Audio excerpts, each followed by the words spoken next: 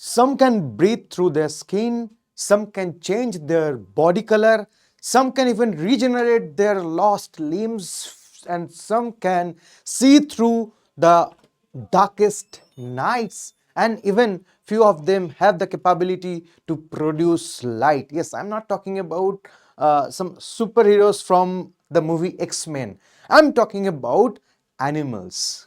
Yes, 1.2 millions of known species. And if you talk about their distribution in this earth, you are gonna get them from the dark and the deep trenches of oceans to the highest mountain ranges. They have mastered the art of survival. Yes, I'm talking about animal kingdom. Yes, you obviously know this is the most important chapter in terms of high weightage from class 11th biology, and obviously it's quite informative structure. It's full with informations and examples. But this is the chapter. This is the chapter which will help us to track down the pathway of evolution. So if you are asked, why do you need to study about animal kingdom? We have to classify different groups of animals based upon their similarities and dissimilarities, because we are human being and we are quite keen or interested about our history, about the origin and the journey of the life from a single cell to multicellular highly evolved organisms.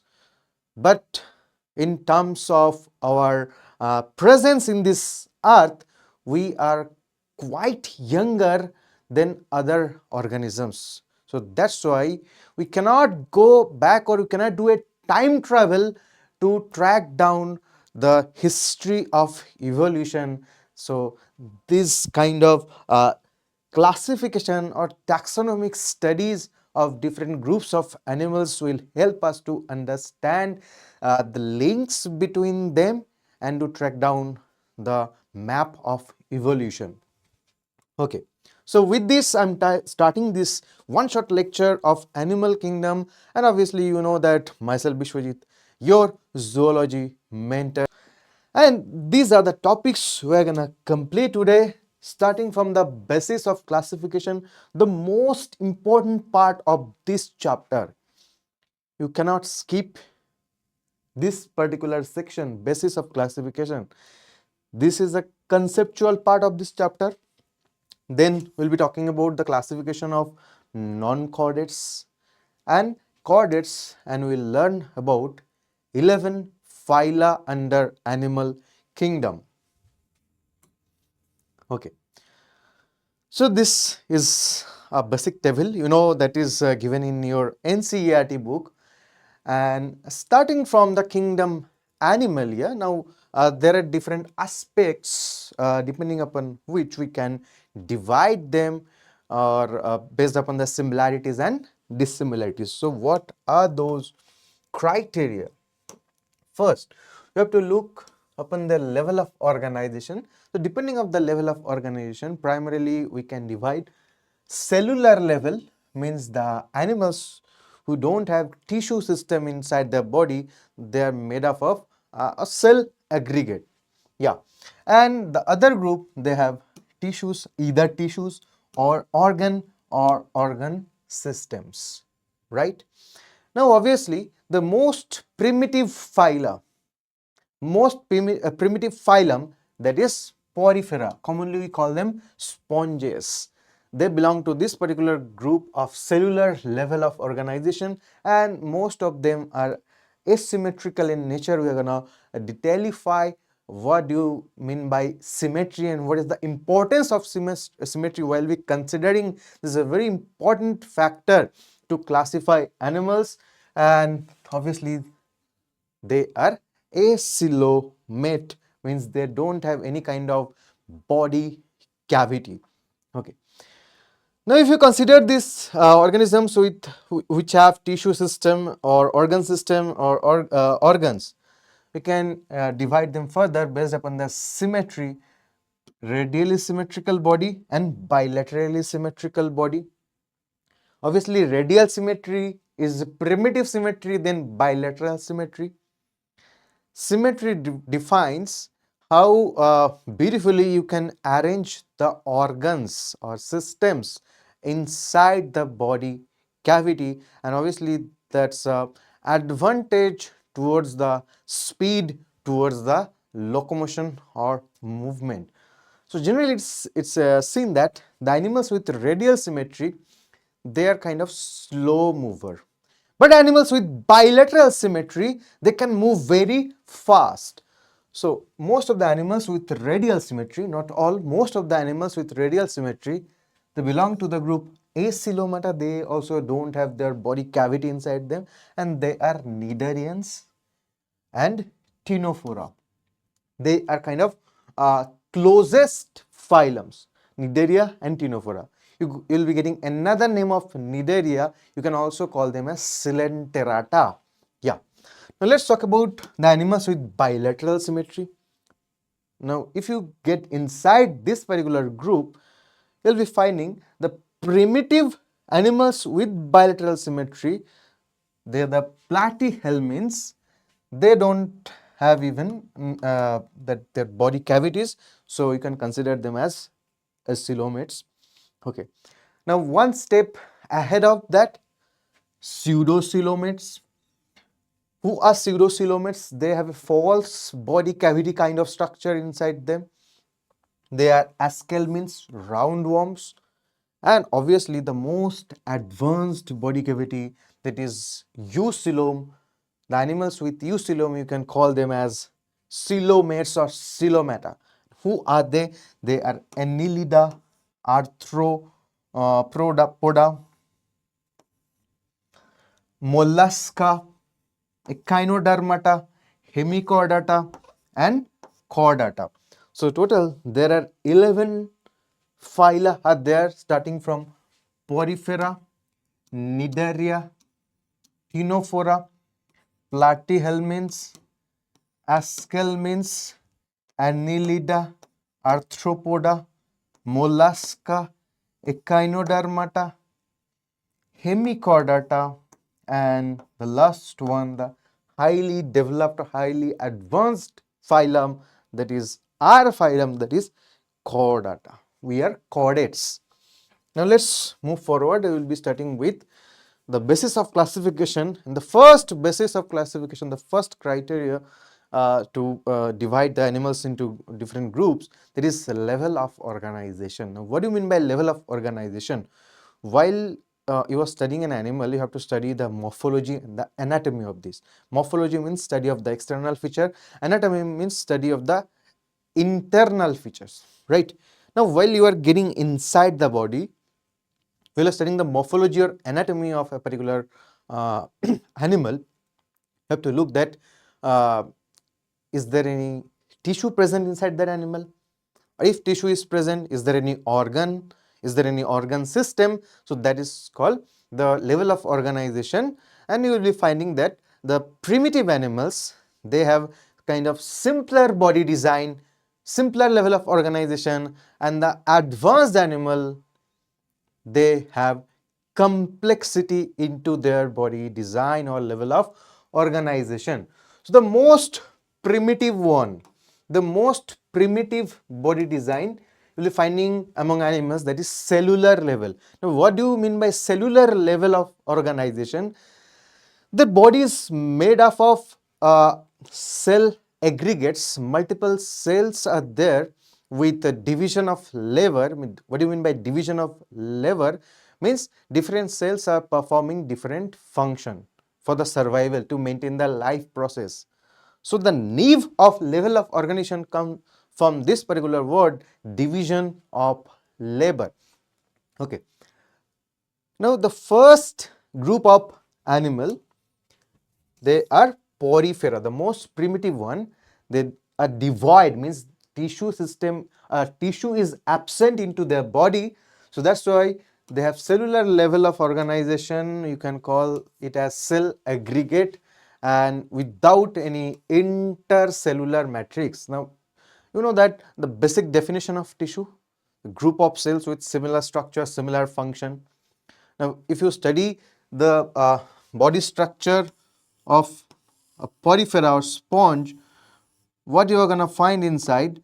You are going to find multiple cells, group of cells with similar structure, with similar function, with similar origin, but what they don't have to qualify the definition of tissue, they don't have, those cells are not attached with each other with the help of any ground substance or intercellular matrix is very much important to form a tissue. Just like that, if you are taking some bricks and you are not binding them with the help of cement material or cement, then a wall will be incomplete wall, right? So similarly, the body of porifera sponges, they have multiple cells with different functions, with similar structure, even with similar origin, but they're not attached or held together by intercellular matrix, right? Now, what after the cellular level in course of evolution? That is tissue level, obviously. Now, these groups, Cnidaria and Ctenophora, they are advanced group of animals in compared to Porifera. They have tissue level of organization. Now, what do you mean by tissue? Tissue means a group of cells with similar structure, similar function, similar origin, and they are held together, they are connected with each other with the help of intercellular matrix. Now, you need to keep this in mind. In order to qualify the definition of tissue, it's not mandatory to have similar structure and similar function. Like if I am talking about a tissue, particular tissue like blood, there are multiple cells, a group of cells are with similar origin. The origin of blood cells are from your bone marrow, right? But if you consider WBC, RBC, platelets, they have different functions and different structure, but similar origin, and they are floating inside the liquid intercellular matrix. Okay. Now, what after tissue level? Organ level is advanced version of tissue level, and platyhelminths, flatworms, they have, you can observe organ for the first time inside their body when multiple tissues will be grouping together to form organ or organs. Yeah. So, first organ level of organization you're gonna get inside platyhelminths. First tissue level you're gonna get inside Cnidaria, and obviously Porifera, they don't have tissue or organs into them. Now, the advanced version of organ level, it is organ system level. Here, multiple organs will be grouping together to form, to aim a similar, to conclude a similar kind of function. Like if you talk about digestive system, it has esophagus, it has stomach, it has the liver, it has pancreas, it has intestine, it has rectum. So all these different organs are grouped together and connected together to perform the function of digestion, right? So that's why if you grade up the organ level, you're going to get organ system. And if you are asked that which group of animal or which phylum will be exhibiting first organ system level in animal kingdom, and they are surprisingly, surprise, they are platyhelminths. So you may ask here a question, sir, you said that first organ level you're going to find inside platyhelminths, first organ system also you're going to find inside platyhelminths. How it's possible? So basically, inside the phylum there are many animals are there, many flatworms are there. So for few you'll be finding they're limited up to the organ level, and for few you're gonna get they have nervous system, incomplete digestive system, So whenever we are uttering the word system means they have a well organized organs inside the body.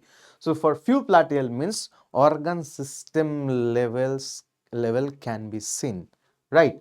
And from plateal means all other animals will be pausing the organ system level. Ascal means Annelida, Arthropoda, Mollusca, Echinodermata, Hemichordata, Chordata, right? So all of them have organ system level of organization. So this is very simple to understand and simple to memorize also, about the differences between cellular level, tissue level, organ level and organ system level. Now let's move forward toward the body design in terms of the digestive system. Okay. Now, if you think about on the body of Hydra,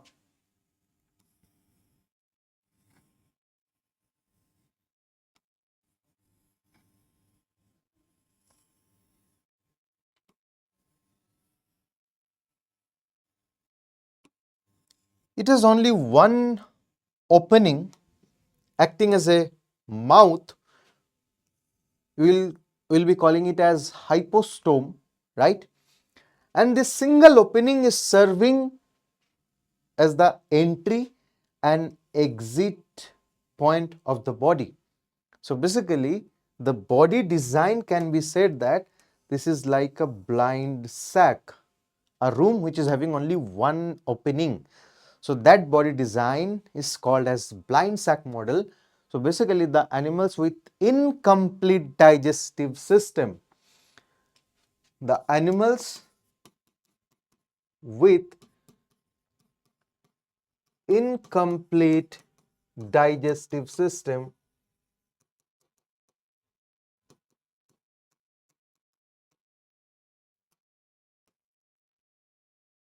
the animals with incomplete digestive system are considered as they have blind sac model inside the body because they have only mouth opening. They don't have anal opening. So that's why we are saying this mouth is serving as one and only opening of the body. That's making their body design as blind sac model. And Nidaria, Ctenophora and Platyhelminths, they will be exhibiting blind sac model of body design. Now the advanced body design, that is called tubes within a tube within tube. Tube within tube. Now what's that? Let's consider your alimentary canal starting from mouth and ending at anus. Mouth to anus is a long pipe, so that's a tube, and that's surrounded by your body wall. That's surrounded by your body wall. That's another tube. So your body wall is a uh, larger tube, and your gut or alimentary canal inside, that's a smaller tube. So that's why our body design starting from mouth ending at anus. So digestive system with one anus and one mouth can be called as tube within tube model.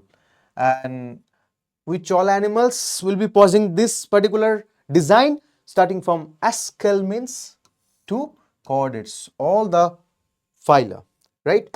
When you're talking about tube within tube, their digestive system, writing it into a shortcut DS, digestive system has mouth as well as anus, means two openings are present, one at the anterior part of the body, one at the posterior part of the body, right? So this is simply called as tube within tube model. Now if we talk about the mode of digestion, mode of digestion means whenever see, all the animals are holozoic in nature. They are engulfing the food and putting the food into their digestive system or digestive cavity, and then maybe possibilities are there that animal is digesting or breaking down the complex food material into simpler one inside their alimentary canal, and maybe few animals will be absorbing the food materials, the complex food materials inside the cells, and with the help of a lysosome or phagosome, they are breaking down the complex food material into simpler one.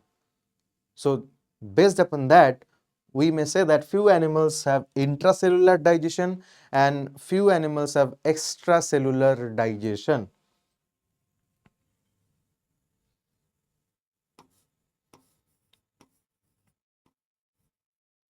Okay, again I'm repeating it with another example.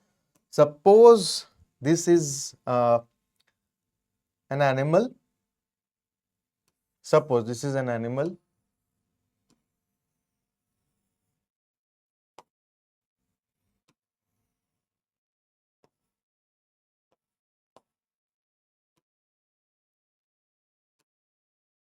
and this is the alimentary canal. Now, this is the mouth. After ingestion, the food is broken down inside this alimentary canal, and then this digested food materials are absorbed with the help of the wall of alimentary canal or through the gut wall. This process of digestion can be called as extracellular digestion because digestion is taking place inside the alimentary canal but outside the cell. Okay. Another possibility is there. Suppose these food materials after ingestion is taken by the cells, and with the help of phagosome or phagolysosome, the food material is broken down into smaller and simpler pieces. So if digestion is taking place inside the cell, that will be called as intracellular digestion. So based upon that, the phylum Porifera, they are exhibiting only intracellular digestion, right? Okay. The phylum like Ascal means to chordate. Ascal means, then after that, uh, Annelida, Arthropoda, Mollusca, Echinodermata, Hemichordata, and Chordates. All these phyla, they are performing only extracellular digestion. Why it's so? Because they have complete digestive system with proper alimentary canal with mouth and anal opening. And for these groups of animals, Coelenterata, Hinophora, and Platyel means mostly they don't have a complete digestive system. These are the animals with incomplete digestive system or incomplete digestive cavity, only with mouth opening. They can perform both the mode of intracellular digestion or else extracellular digestion. Let's move forward to the next basis of classification, that is the circulatory system. Again, this will be coming under the level of organization. This will be deciding the complexity of body design. So we know that circulatory system, when you talk about circulation, there are two types: open circulation and closed circulation. What do you mean by open circulation and closed circulation? If you talk about body, if you think about a particular animal, suppose you can take any of the animal. I have taken one ant, right? If you check inside, the body cavity is filled with their body fluid or blood. There is no concept of heart, there is no concept of blood vessels. So animals where body cavity, if there is a cavity inside the body, it is called as body cavity, is filled with blood, then the circulatory system is considered as open type. And if blood is flowing through blood vessels of different thickness, then that system is considered as closed kind of circulation. Blood is not like you are not gonna find blood into their body cavity. Blood is confined inside the blood vessels inside the body. For another example, suppose this is the body of a particular animal, is the body of a particular animal, and this is the body cavity. So you are not gonna get blood inside the body cavity. You are gonna find that this animal is having a circuit made up of blood vessel, and blood is running through this particular circuit itself. Blood will not be coming out until unless this circuit is damaged. So if blood is confined only inside a special circuit inside the body cavity is devoid of blood, then that system, that circulation mode is called as closed circulation. Okay. So it's written here, when you talk about open circulatory system, cells and tissues are directly birthed in blood, as because body cavity is full of the body fluid. And who all are the animals posing this kind of circulatory system, open circulation? Arthropods. What do you mean by arthropods? Cockroach, ants, they are some examples of arthropods. Mollusca, they have open circulation, not all mollusca, few mollusca like snails, right?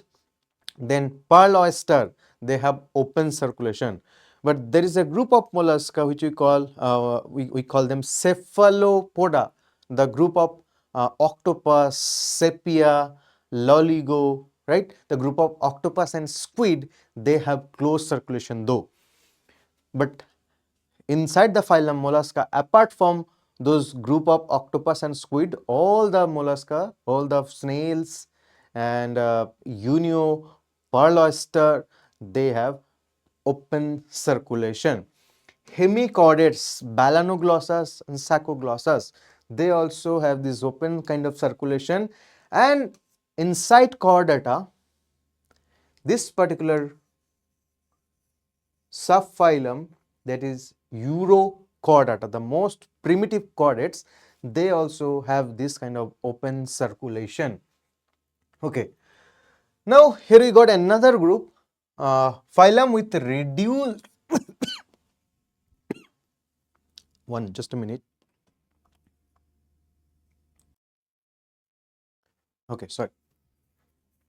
So the phylum with reduced circulatory system, they are actually echinoderms, the group of starfish, right?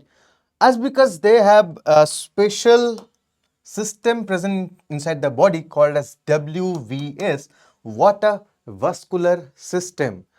So this particular system is performing the functions of their circulatory system. That's why you are not gonna get a well developed circulatory pathway inside the bodies of these echinoderms or starfish. Now let's come to the most advanced mode of circulation, that is closed type of circulation. Annelids like earthworm, leech, they are the first group of animals where we are gonna get closed type of circulation.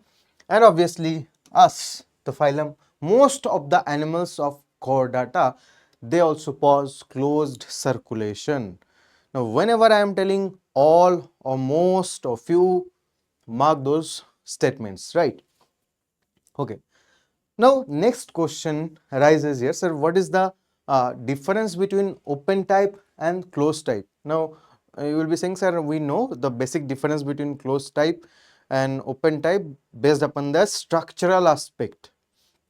But what is the functional difference between open type of circulation and closed type of circulation? See, here blood is reaching to each and every cells inside the body in case of open type. So there is even distribution of minerals, right? But in case of closed type of circulation, the circulatory pathway is more precise. It's like that. Suppose three persons are asking for food, right? And first person just he had eaten one plate of biryani and after that came to you and asked for another plate. Second person is starving for 2 days and the third person is starving for 5 days. So what is the priority? What is the priority for you? You are going to serve to the person who is starving for 5 days, then you will be giving the remaining food the person who is starving for 2 days, right? So that is called precise manner, distribution of resources into a precise manner. So inside our body also what is the function of circulatory system or circulatory fluid? Distribution of nutrients, distribution of gases, distribution of enzymes or hormones or proteins, right?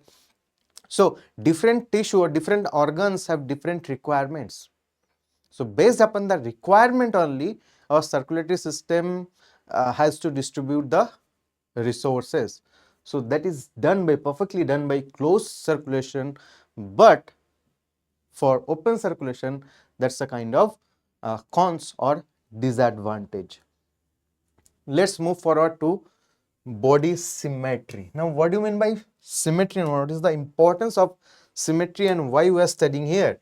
Symmetry means whenever you are observing a particular animal, suppose if I talk about this particular bottle, you will be finding a median axis of this, a central axis through which the body can rotate. Now, if you try to find a plane, if I cut through this particular plane, I can divide this whole structure into two equal half. Then that possibility is called as symmetry. Now, if you talk about a random potato doesn't have a specific design. So if you are searching for a particular plane through which you want to cut the potato and you are gonna get two mirror halves, then that's not possible for you. So that possibility is called as asymmetry, right? Or asymmetry, whatever you say. So what is symmetry? Similarities between two or more equal halves of our body. So if you are gonna find similarities between two halves or many halves, many parts, then that body is called as symmetric. And if you are not gonna get any plane, if you are cutting through that, following that particular axis, and after that also you are not getting two equal halves or two equal pieces of the body, then it's said that that body doesn't pose a symmetry, right? So that is called as asymmetrical structure. So the most primitive symmetry is asymmetry. First group of animals, they are porifera. They are posing primary asymmetry.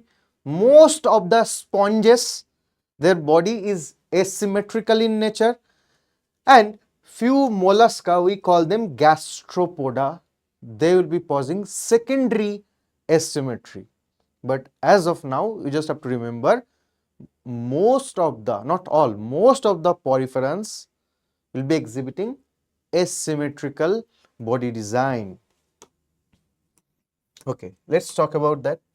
Suppose you got a sponge and body design is somehow like this. Yeah, this can be a body design of a porifera.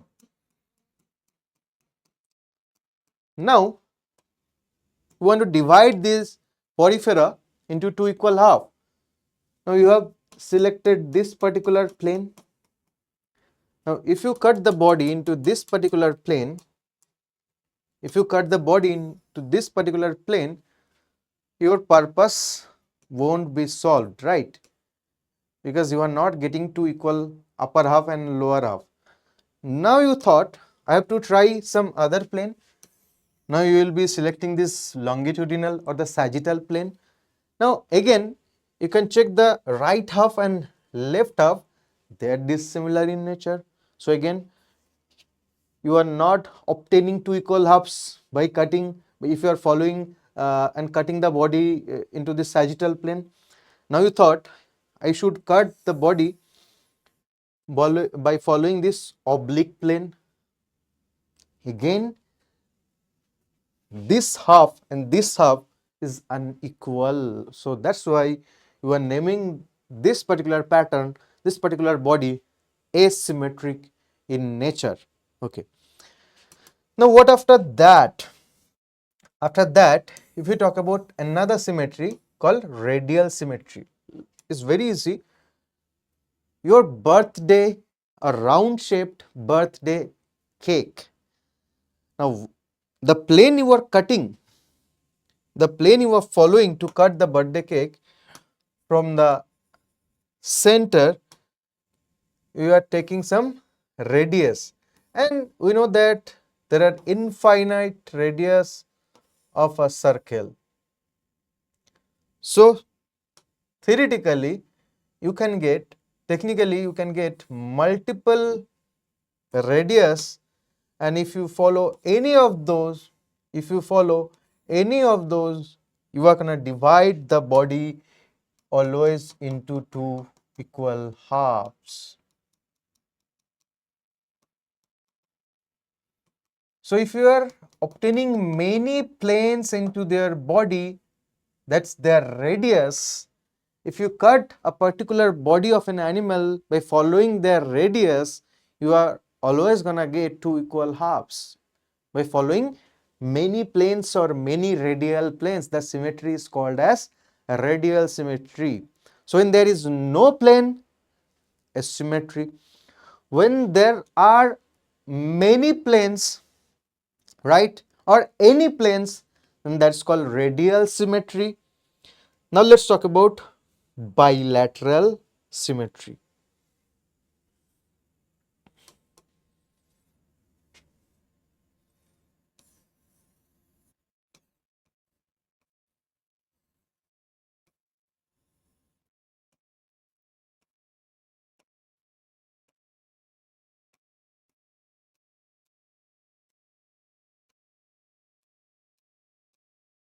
Now this particular body design, if you follow this particular body design, if you cut the body into this particular transverse plane, the upper half and lower half is not mirror image or not equal.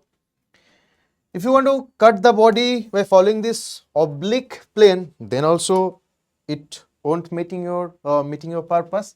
But if you are following this sagittal plane or longitudinal plane, then you can get two mirror halves, right? One is your right half and one is your left half, and they are mirror image to each other. If I cut my body by following this particular plane, that is called sagittal axis or sagittal section, longitudinal axis, I am gonna get my right half and left half, and they are exactly mirror image to each other. So there is only one plane. If you follow only one sagittal plane of the body, and gonna get two mirror halves, one left half and right half, that symmetry is called as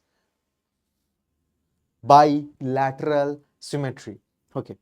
So the animals who are posing radial symmetry, they are coelenterate, ctenophores and echinodermata. Now for echinoderm, the radial symmetry is called as pentamerous radial symmetry. Why it's called as pentamerous radial symmetry? Now if you observe the body of starfish, it has 5 radial arms, right? So you have to follow 5 radius or 5 planes are there through which you can divide the body into 2 equal halves. So that's why this kind of radial symmetry is called as pentamerous radial symmetry. Okay, and these many or any planes are associated with radial symmetry when you can divide a body of an animal by following multiple planes or any planes. That is called radial symmetry. Okay, now let's come to bilateral symmetry. There is only one plane is there, only one plane is there by following which you can divide the body into 2 mirror halves, and these are the animals who are following bilateral symmetry. Plateal means, ascal means, annelids, arthropods, cephalopods of mollusk. Because one group of mollusca, they are called gastropods, they will be exhibiting asymmetric body, hemichordates and chordates. So here you can observe the structure of a crab, and here we have taken this longitudinal plane of the body which is separating the body of crab into left half and uh, into right half and left half, and they are obviously mirror image to each other. Now let's come to the functional aspect of asymmetric body. Now if you have asymmetric, mostly you are sessile, you won't be getting any possibilities for movement. So obviously porifera, they are also sessile animal. If you have radial symmetry, either you are sessile or you have slow movement, you will be exhibiting very slow movement, right? And if you have bilateral symmetry, that is mainly will be giving you speed, locomotion. So the if you talk about the evolutionary aspect of development of symmetry, which is the most advanced symmetry for us, bilateral symmetry. We are which kingdom? We are under which kingdom? Animalia. From where you got this term Animalia? From anime, which can move. So movement is one of the most important feature. So you will be more efficient in movement. You have this bilateral symmetry, and gradually this bilateral symmetry will help us for development of body cavity, for arrangement of internal organs, and also for cephalization. That means aggregation or accumulation of important sense organ at the anterior part of their body. Because while you are moving unidirectionally, if you have sense organs, most important sense organs are accumulated at the front part of your body, it will be easier for you to sense the environment through which you are running or swimming or flying, right? Okay, but there is a advantage. There is an advantage of radial symmetry as well, though it's a primitive kind of symmetry. Now what is the advantage of radial symmetry? Now if you are a slow mover, if you are moving very slowly, you are locomoting very slowly, so possibilities are there, your predator, your enemy can attack you. So for that you need a 360-degree angle vision, 360-degree surveillance of your surrounding. So if you got this radial symmetry, though it's a disadvantage for your movement or locomotion, but it's an advantage that it's giving you a 360-degree surveillance surrounding to your body, right? Okay, now let's move forward. After symmetry, we're going to talk about embryonic germ layers. Now, what do you mean by embryonic germ layers? Embryo means the developmental phase of animals, either inside the egg or inside the mother's womb, right? Or just after the fertilization of male gamete and female gamete. That is the embryonic life of every animal, where our body design is getting developed, And while you are studying this embryonic developmental phases, in few animals, you are gonna get two primitive set of tissue. There is ectoderm and endoderm. We call them diploblastic animals. And few animals, you are gonna get three sets of tissue of primitive origin. They are ectoderm, mesoderm, and endoderm. And these ectoderm, mesoderm, and endoderm, these primitive layers of body or tissue, they're gonna give rise the whole tissue system. Like we have epithelial tissue, connective tissue, muscular tissue, neural tissue. All these tissues are originated either from ectoderm or mesoderm or endoderm. So that's all about embryonic germ layers. So germ means which has the capacity to regenerate or germinate something, right? The primordial cells, the primordial tissues of embryonic development. So based upon the presence of the germ layers, diploblastic means the animals with two layers, triploblastic means animals with three germ layers. Now, uh, which all phyla will be posing this diploblastic organization? Coelenterata and Ctenophora. If we talk about Podifera, because they don't have any blast or tissue organization, simply we say that they have cell aggregate. They are neither diploblastic nor triploblastic. They are simply cell aggregate organization animals. Okay. If we talk about Hydra, they belong to the phylum Coelenterata or Nidaria, or box jellies. They are from this group Ctenophores. So this is their body design of embryonic development. So they have one ectoderm, that is the outer layer, and one endoderm, that is the inner layer. I'm elaborating it.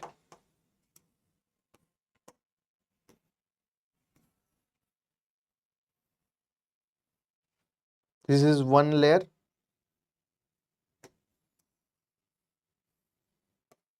This is another layer.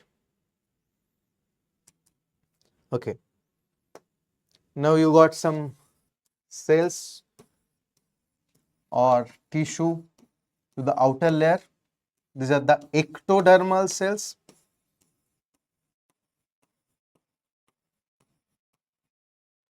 And you got some cells associated with the inner wall, inner layer.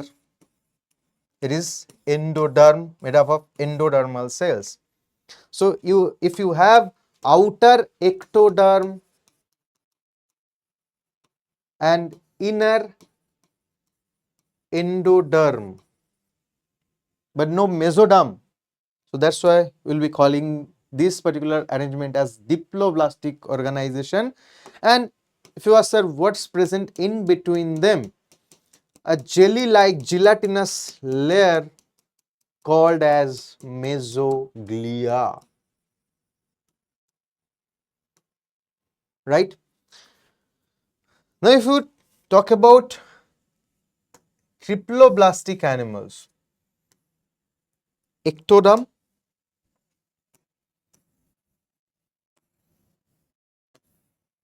this is endoderm, and in between these two, you are gonna get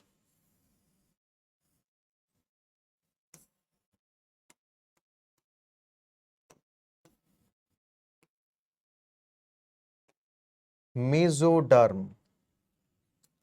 So, for this organization outside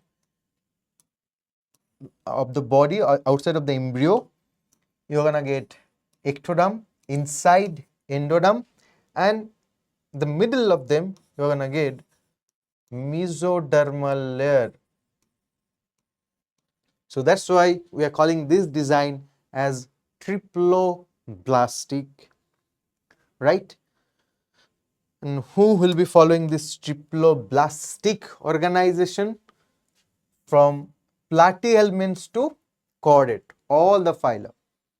So first triploblastic group of animal, platyhelminths, then aschelminths, then annelids, arthropod, mollusk, canoderms, hemichordates, chordates, all will be posing this triploblastic germ layers condition. Now let's move forward to the next one. Now, when you are talking about germ layers, inside them there will be formation of body cavity. Yeah, and that body cavity is called as coelom. So coelom means nothing but body cavity.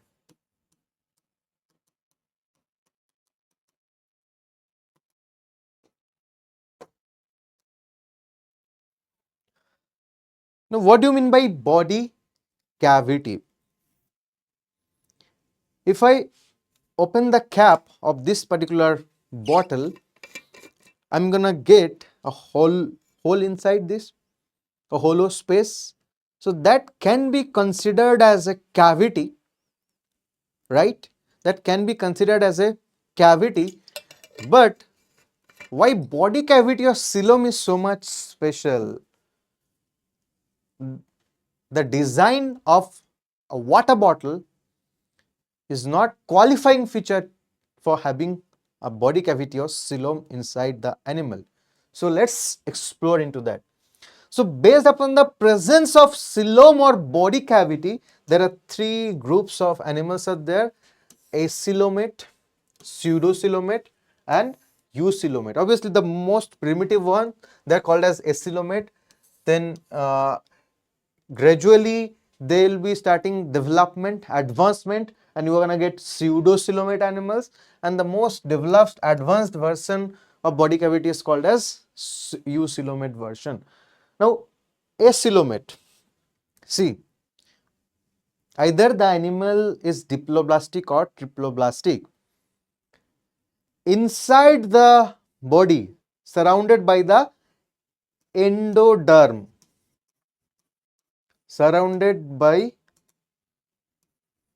endoderm, we're gonna get a empty space inside the body which is secured for uh, to process the food, where digestion is going on, and that space is called as gut or gastrointestinal tract or alimentary canal. Simply we call it gut. So who is forming wall of gut? It's the endoderm layer is forming the wall of primitive gut. Apart from gut, see, this gut is not considered as body cavity. This gut is not considered as body cavity because gut is secured uh, for uh, for the purpose of digestion of food material. Okay. Now endoderm, outside endoderm you are gonna get mesoderm, and outside mesoderm you are gonna get ectoderm, but they are aligned in such a way you'll be thinking that they are pasted with each other without leaving a gap in between them. So that's why we are telling you are not gonna get any sort of body cavity into that, right? So if there is no space between ectoderm, mesoderm and endoderm, no space in between ectoderm, mesoderm and endoderm, their compact layers said that the animal is acoelomate. Now let's talk about eucoelomate animals. What do you mean by eucoelomate? Let me elaborate. If this is the ectoderm layer, this is the ectoderm layer.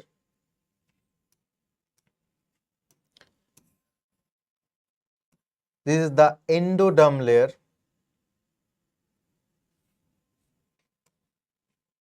And there is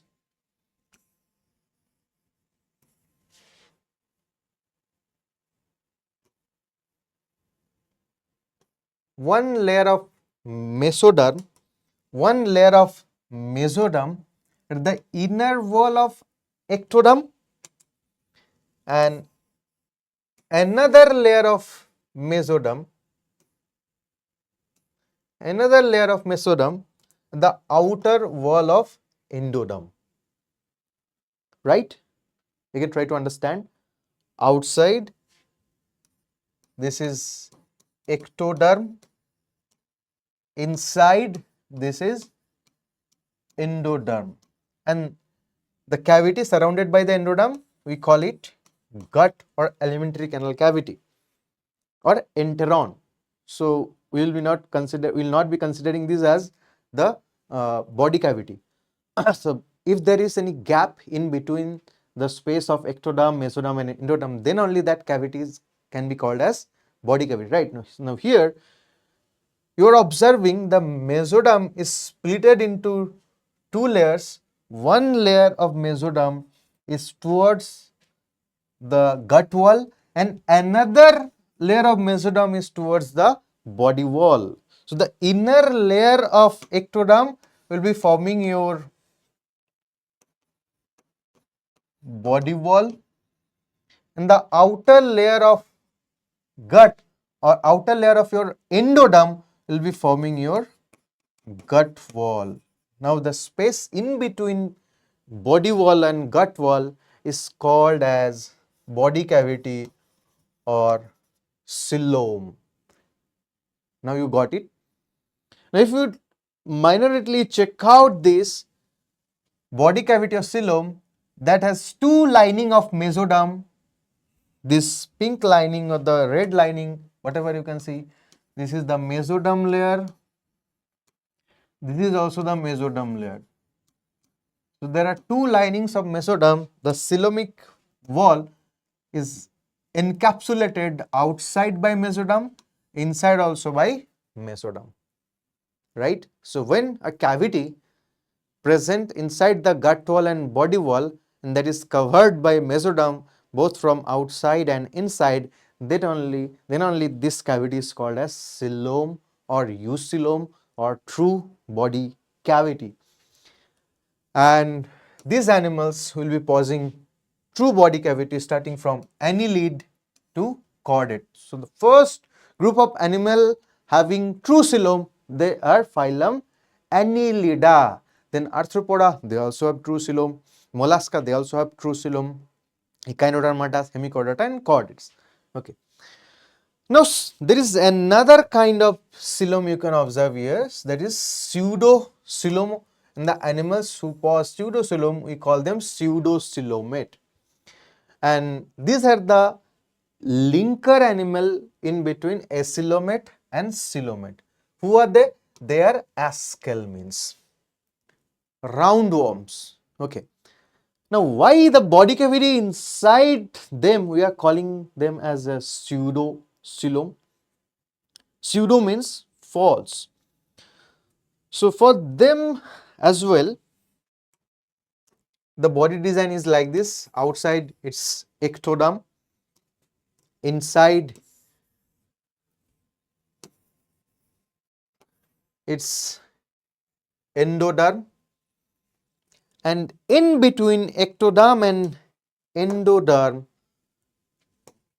we are finding that mesodermal pouches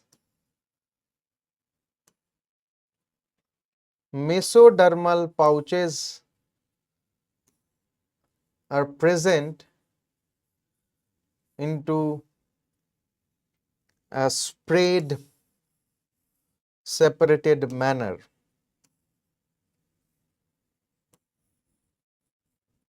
These are mesodermal pouches.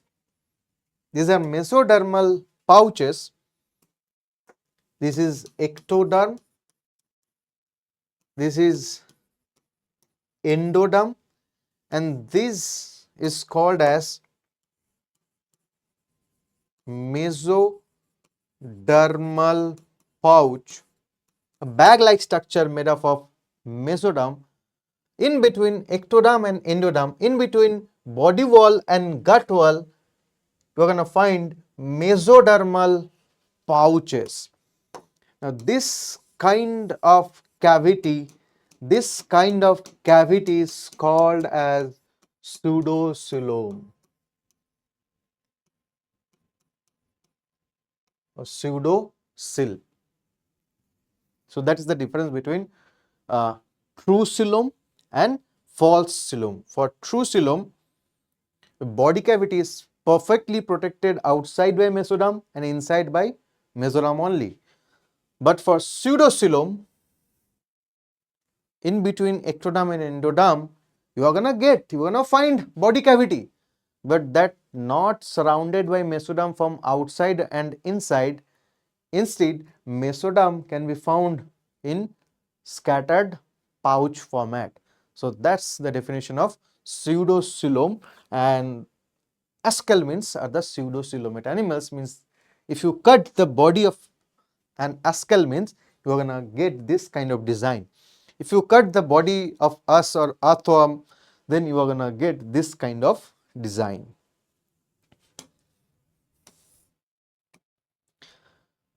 Now you may ask this, what is the importance of having true coelom?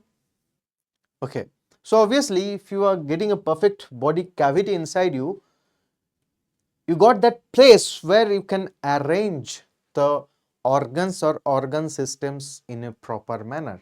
And obviously again, if your organs and organ systems are arranged in a proper way, that will give you speed, that will help you in movement and locomotion.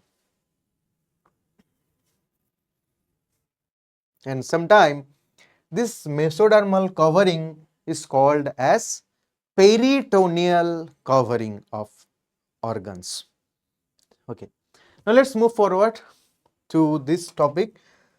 Next basis of classification is segmentation of body. Again, another evolutionary advantage of having segmented body parts.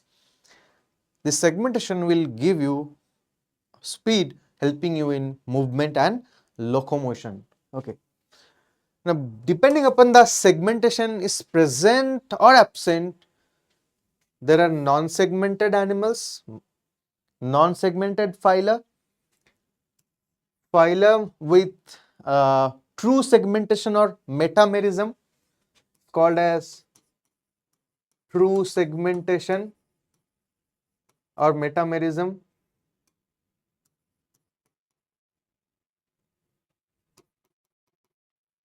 and with false segmentation or pseudo metamerism.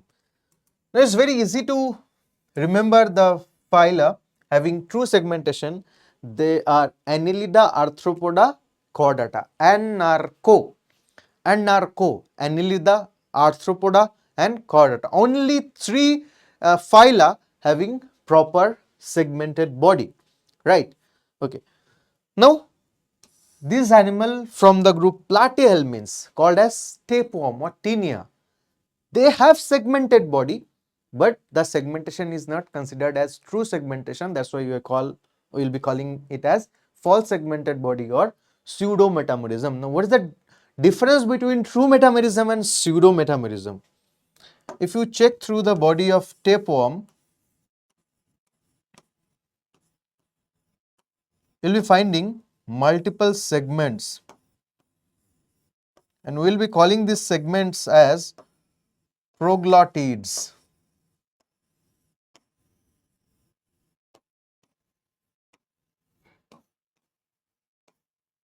Right? These segments are called as proglottids.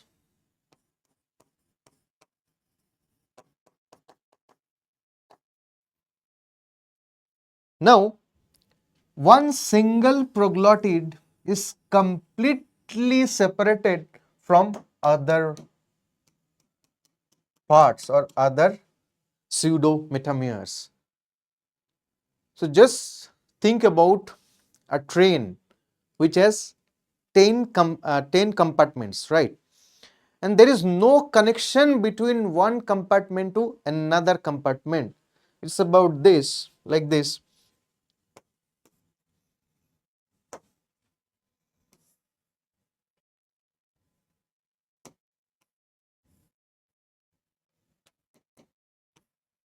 Okay, there are three chambers. You think that these chambers are connected to each other, but if I put you inside this particular chamber, you cannot walk through from one chamber to another chamber. So, though you think that they have connection, they are part of a single body, but they are not really connected to each other from inside. So that's why this kind of segmentation can be called as pseudo segmentation. But I'm giving you example of another example, another segmentation.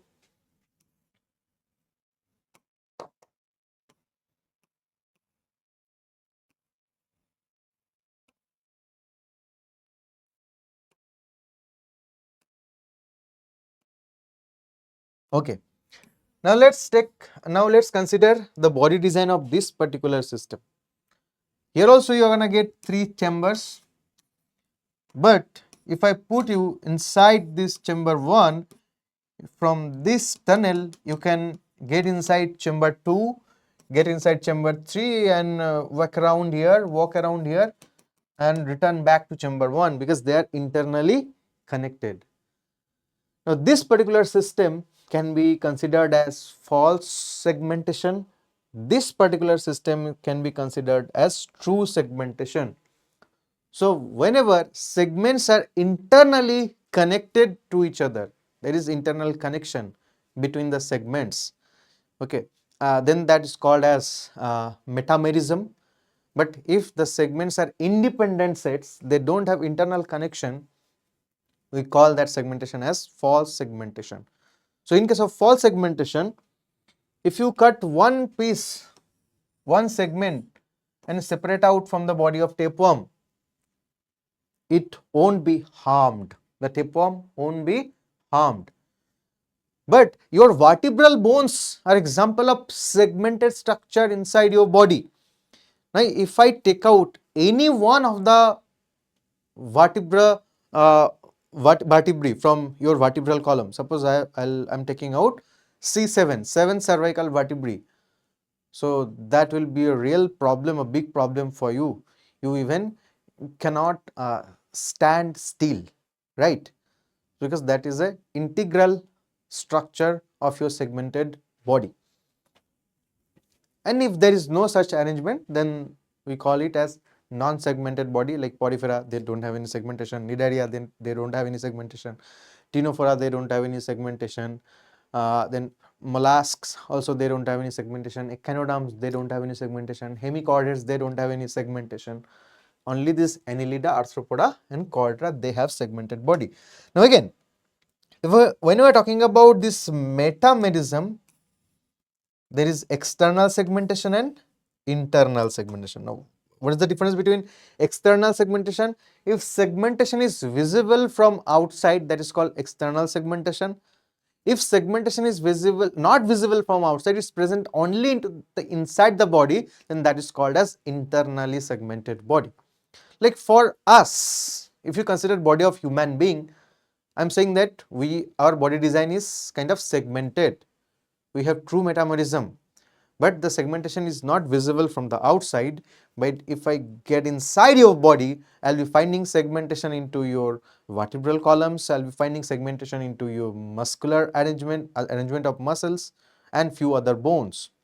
So for us, segmentation is present inside our body. Best example of segmentation is repetitive linear arrangement of our vertebral bones, right? There is internal segmentation. But if you observe the body of cockroach, if you observe body of cockroach, then try to remember the body is divided into head, thorax and abdomen. And into the thorax, you will be finding 3 segments: prothorax, mesothorax, metathorax. Into the abdomen, superficially, out from outside only, you can observe 10 abdominal segments are present, right? So that kind of segmentation you are gonna get inside the arthropod. That's purely external segmentation, right? So when segmentation is visible from outside, that is called external segmentation. When segmentation is visible from inside, that is called internal segmentation. So it's not wrong to say that chordates have internal segmentation and arthropods have external segmentation. But this Annelida, they are the best example when you talk about metamerism, because they do have both the external segmentation, they have annelids, they have external segmentation as well as internal segmentation. That's why they're the best example of metamerism. And yes, you know that they are named as annelida because their bodies are nothing but repetitive linear segments called rings or annulus. That's why they are called as annelida, and those rings are segmented externally as well as segmented internally, and obviously they are connected to each other.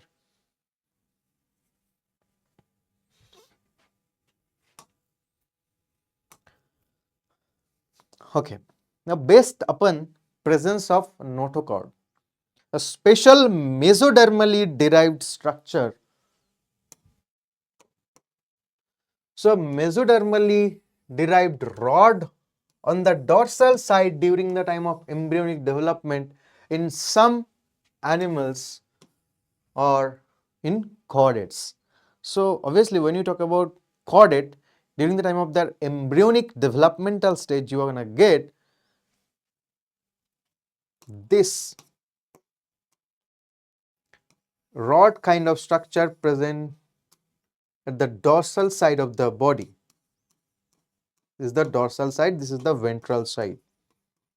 So this dorsal cord originated from embryonic mesoderm layer called as notochord. And that's why if the animal is possessing this notochord, we call them chordata, notochord having animals. Yeah. Now based upon the presence of notochord, animals are of two groups, non-chordates and chordates. If notochord is absent, then we call them non-chordates, and if notochord is present, we call them chordates.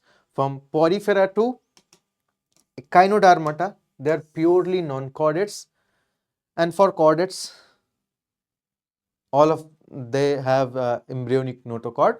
And there is another group of animal, hemichordate.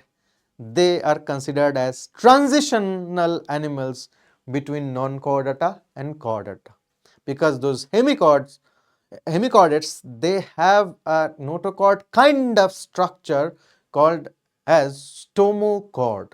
So that's why their connecting link between non-chordated to chordates. That's why they're neither purely non-chordate, not purely chordates. We call them hemichordate, transitional group of animals. When non-chordates were evolving towards chordata, so this transition phase given rise a specific kind of animals with presence of a small notochord kind of structure near to their collar region, and we call that structure as stomochord.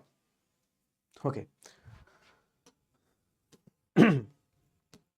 Now next basis of classification, that is mode of reproduction. Yes, based upon the mode of reproduction we can divide animals. So we know that there are two modes of reproductions are there, asexual mode of reproduction and sexual mode of reproduction. Now frankly speaking, there is no animals in this earth, there is no animal that can only rely on asexual reproduction. Now, what is the difference between asexual and sexual mode of reproduction? If one organism is performing asexual reproduction, that means that's producing genetically identical copies of offspring. There is no genetic variation taking place, so there is very less chance of evolution, or in forward direction you're gonna get a new species from that, right? So that's why most of the animals, either they will be performing sexual reproduction, or in both, few animals will be performing both the sexual mode and asexual mode, but there is no animal in this world that is solely relying upon only asexual mode. That's why I have written sexual mode and both mean the animals can reproduce into sexual mode as well as asexual mode. So the animals who can perform reproduction only following sexual mode, they are Ctenophora, Aschelminthes, Annelid, Arthropods, Hemichordates and Chordates. They will be performing only sexual mode of reproduction with the help of male gametes and female gametes. Okay. Now Porifera, Cnidaria and Platyhelminths, they can perform sexual reproduction as well as asexual reproduction. Like in case of porifera, they can reproduce with the help of bud formation. Either it can be external bud or internal bud, we call it gemule formation. Cnidaria, they also asexually produce, right, their different forms, different morphological structures by performing asexual mode. Ingredients, like if you talk about hydra, they perform budding, right? Few of them perform regeneration technique, fragmentation technique of sexual reproduction. Similarly goes with few of the platyhelminths. Now let's talk about fertilization, mode of fertilization. Okay, now fertilization can be observed into different aspects.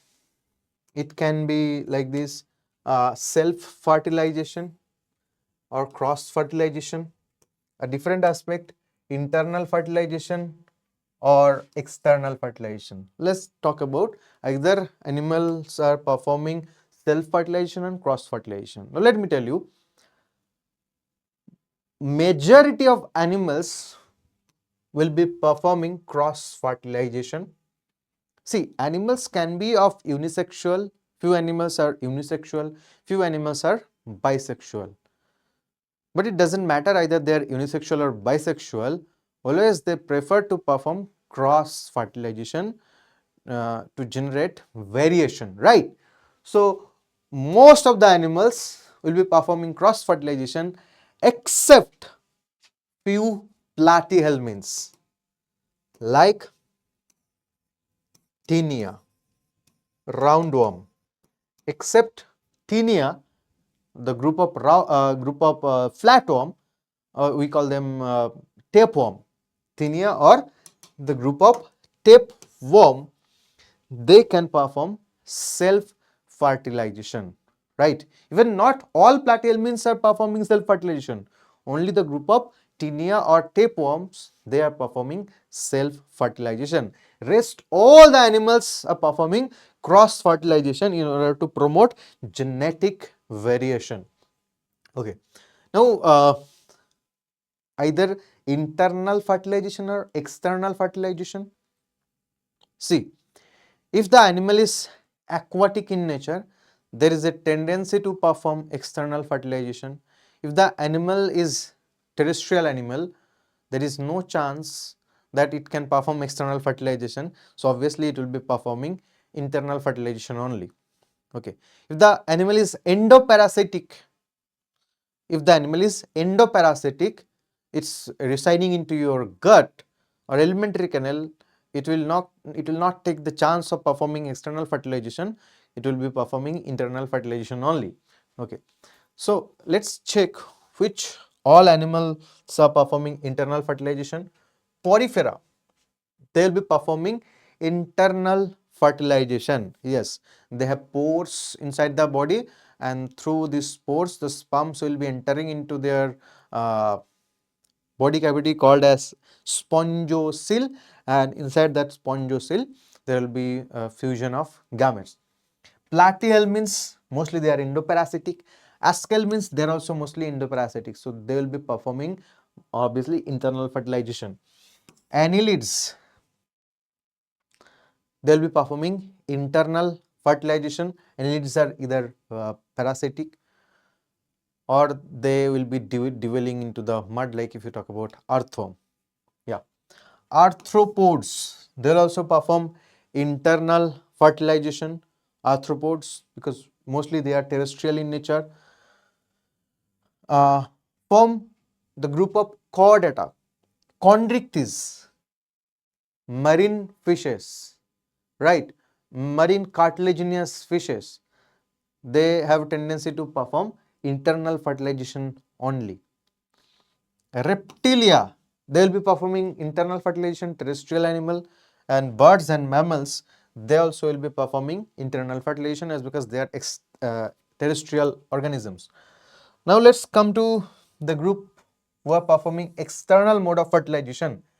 Cnidaria, Ctenophora. See, these two groups of animals, they are kind of primitive animals, but they have mobility. They can move from one place to another place. So if aquatic organism, if aquatic animal but cannot move, it's sessile, then it will be preferring internal mode of fertilization. But if it's mobile in nature, it can move, it will be preferring external mode of fertilization. Mollusca, external fertilization, mostly aquatic mollusks. Hemichordates, there again they are aquatic in nature, performing external fertilization. From chordate, protochordates, means urochordates and cephalochordates, they're also performing external fertilization. Osteichthyes, freshwater bony fishes or marine bony fishes, they will also be performing external fertilization. And most of the osteichthyes, not all osteichthyes performs external fertilization. There are few osteichthyes who are expert in performing internal fertilization. And amphibia, they'll be performing external fertilization. Obviously, in monsoon you might have observed frogs are performing external fertilization, because to perform their fertilization or breeding, they need water bodies. That's why we call them amphibia, right? So they are releasing their eggs and sperms into the water. Release of eggs are called as spawning, and release of sperms are called as milting. Okay, now let's talk about sexuality among animal kingdom. Okay, now sexuality is majorly of two types: bisexual animals and unisexual animals. Now bisexuality also can be called as monoecious or hermaphrodite. They're synonymous terminology. Unisexuality is called as dioecious. So do not get confused between monoecious and dioecious. Dioecious means two sex into two bodies, male and female. Monoecious means male and female reproductive system present into same body. That's why they are monoecious. Okay. Porifera, bisexual. Nidaria, ctenophora, bisexual. Platyhelminths means most of the platyhelminths they are bisexual. Annelids, except Nereis, all are bisexual. Gastropoda, from mollusca group, snails, they are bisexual in nature. From chordates, urochordates, right? We call them sea spots. They're also bisexual in nature or hermaphrodite. Now let's talk about unisexual animals. Ascal means roundworms, they are unisexual animals. From annelids, Nereis is example of unisexual annelid. Most of the arthropods unisexual.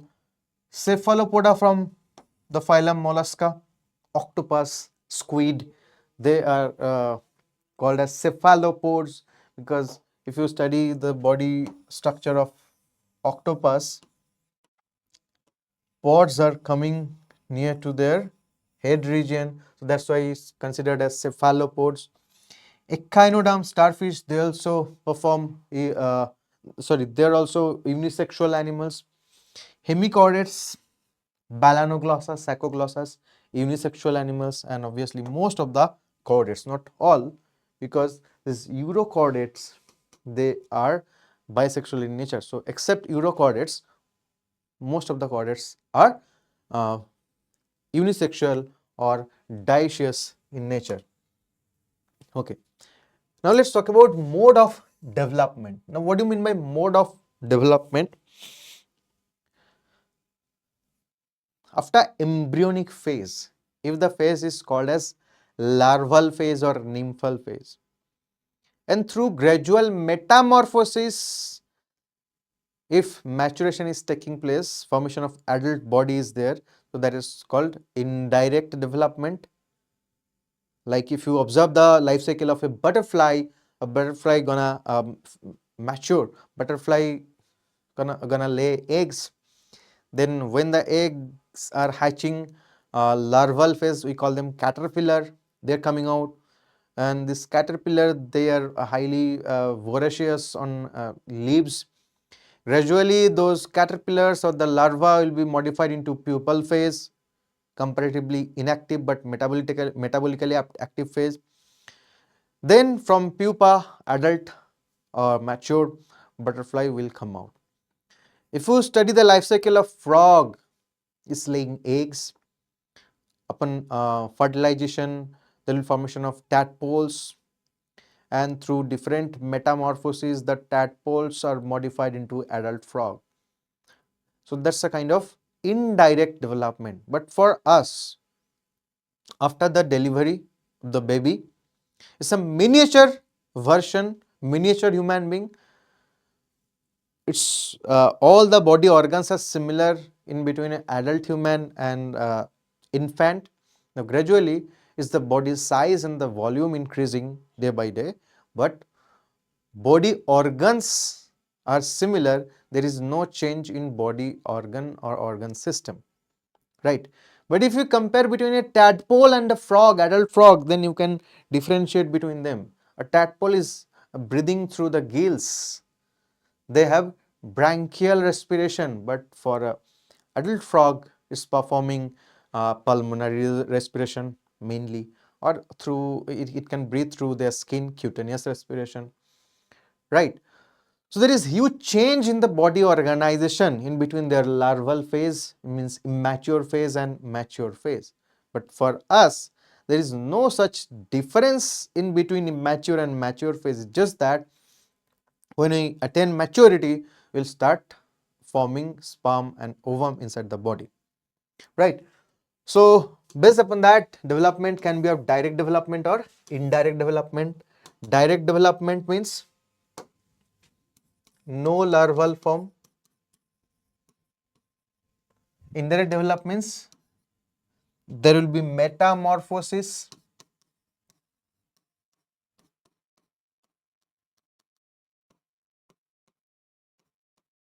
through larval stages. Metamorphosis means immature organism is gradually growing towards mature one, developed one. That's why meta means developed.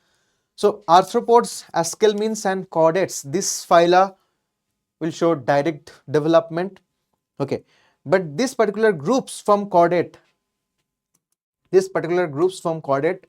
fish or pisces, uh, reptile, aves and mammalia, they are undergoing through direct development.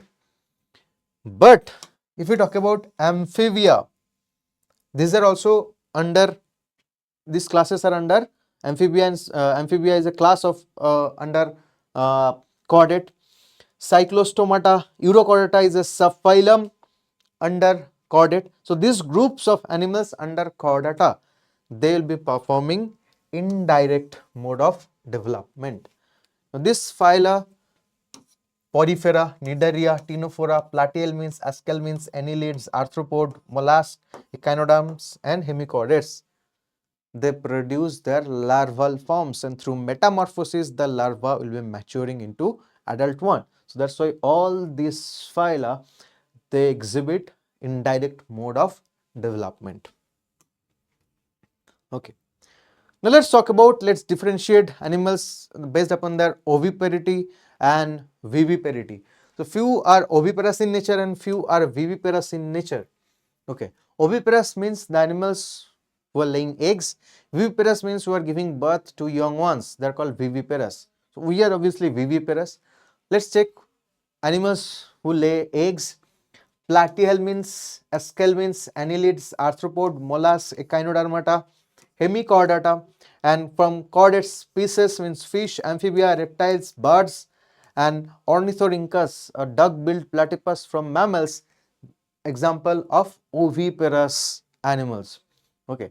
Now let's talk about viviparous animals. Wuchereria, they are example of aschelminths. So aschelminths except Wuchereria, they are oviparous, but Wuchereria, they are viviparous.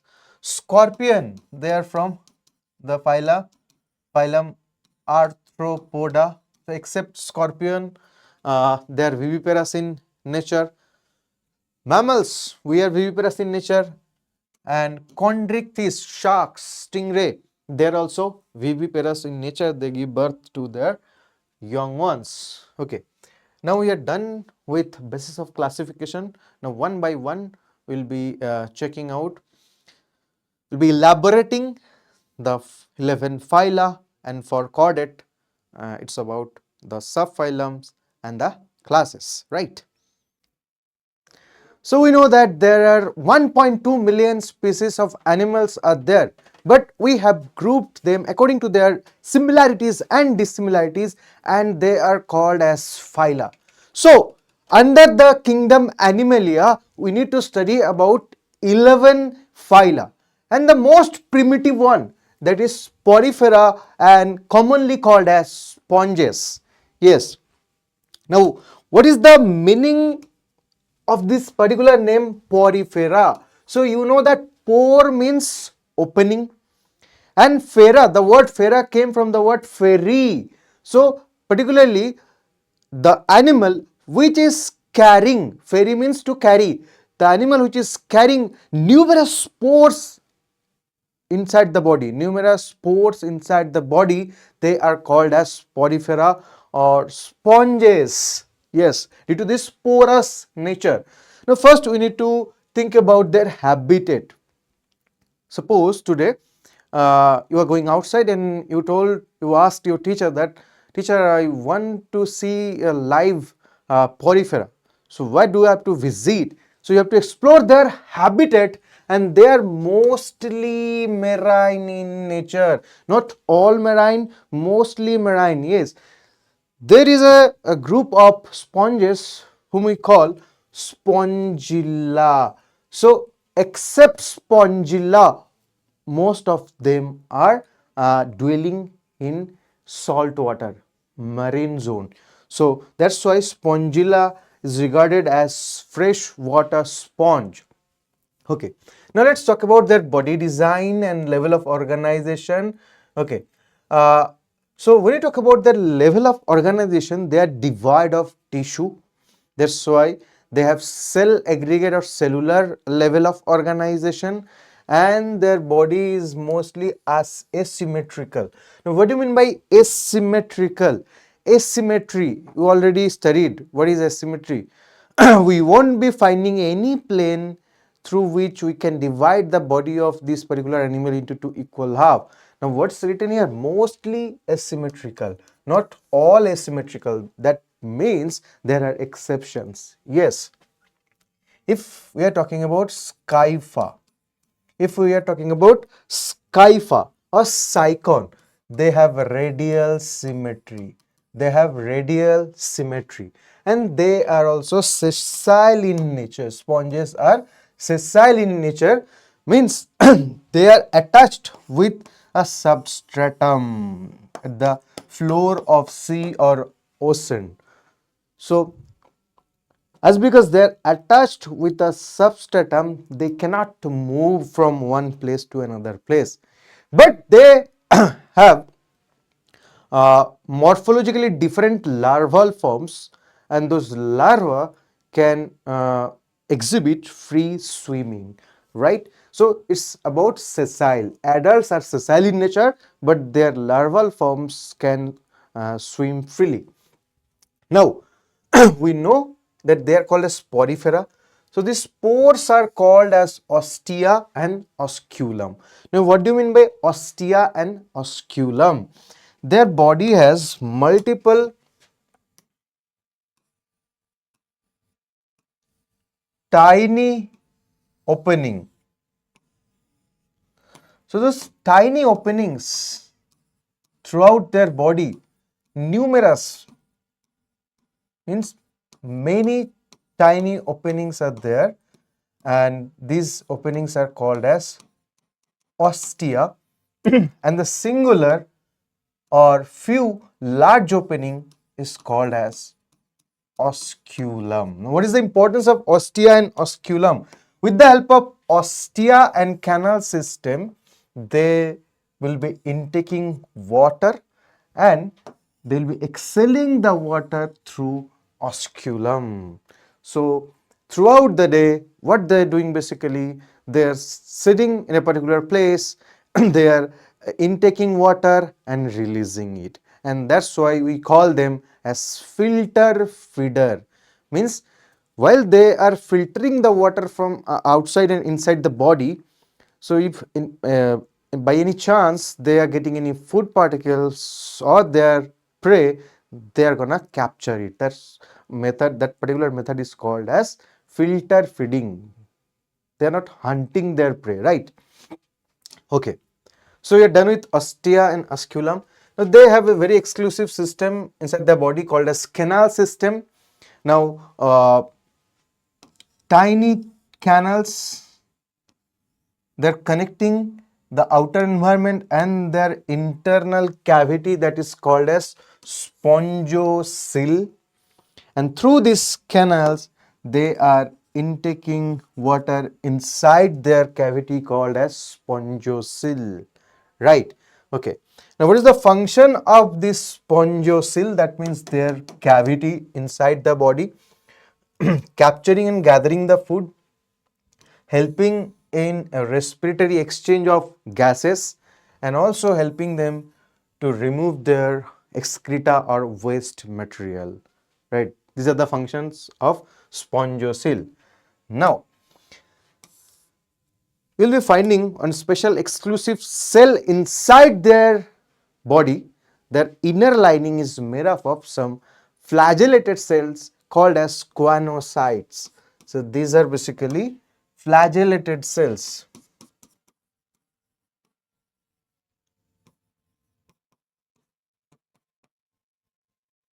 They're also called as collar cells because of their structure. This kind of structure, this kind of collar like structures, we'll be finding attached with this particular cell. So that's why these flagellated cells, this is the flagella, are called as collar cells or choanocyte cells, and basically they are forming the inner lining of their body, the lining of the spongocyl, the lining of the canal system made by these choanocyte cells. Yes. Now, as because they have this special structure called flagella, with the movement of flagella, they can trap food, and these are the cells responsible for engulfing, means phagocytosis of the food, captured food material. Yes. Now, when you are searching their body, you are gonna get few other kinds of cell called as porocytes and pinacocytes. Now, porocytes and pinacocytes, they are part of their outer layer of their body, and that is called as pinacoderm. The outer layer is called as pinacoderm. The inner layer is called as choanoderm. Now this choanoderm is containing choanocyte cells, and this pinacoderm is containing porocytes. These are hollow cells, means porocytes cells will be forming the porous uh, canals of their body.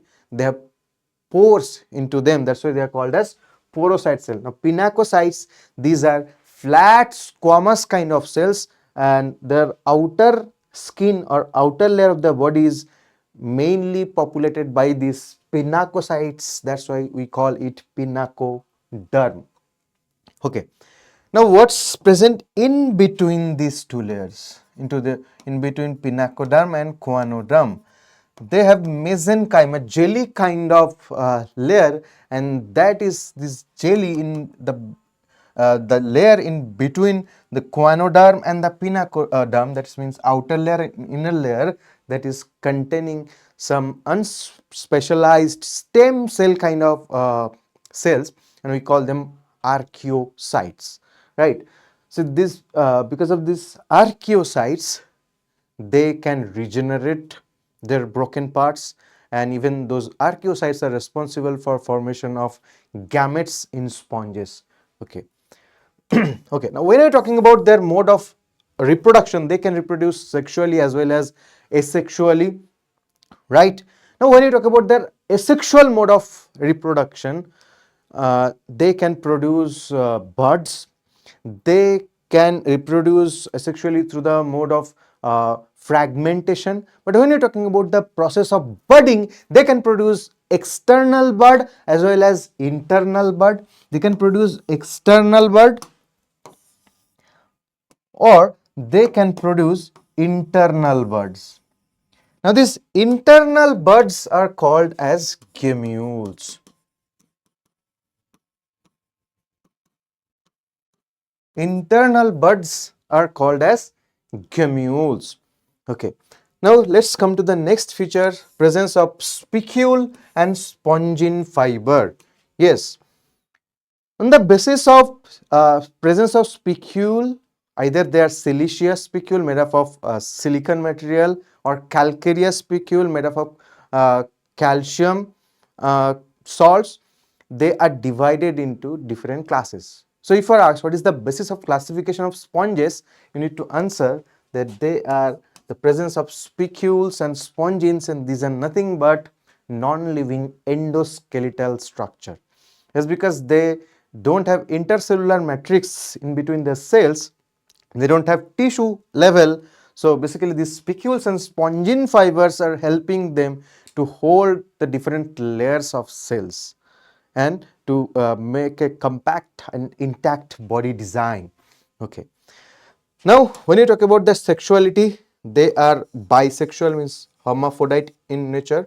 Hermaphrodite means in a in this single body you will be finding male reproductive system as well as female reproductive system, but the mode of fertilization will be cross fertilization. So they will be performing internal cross fertilization. Why internal fertilization? Though they are aquatic in nature, but they are sessile. So as because they are sessile, they cannot propagate from one place to another place, as they cannot find a safe place to deposit their sperm and ovum. That's why while they are performing sexual reproduction, they will go with internal mode. Okay.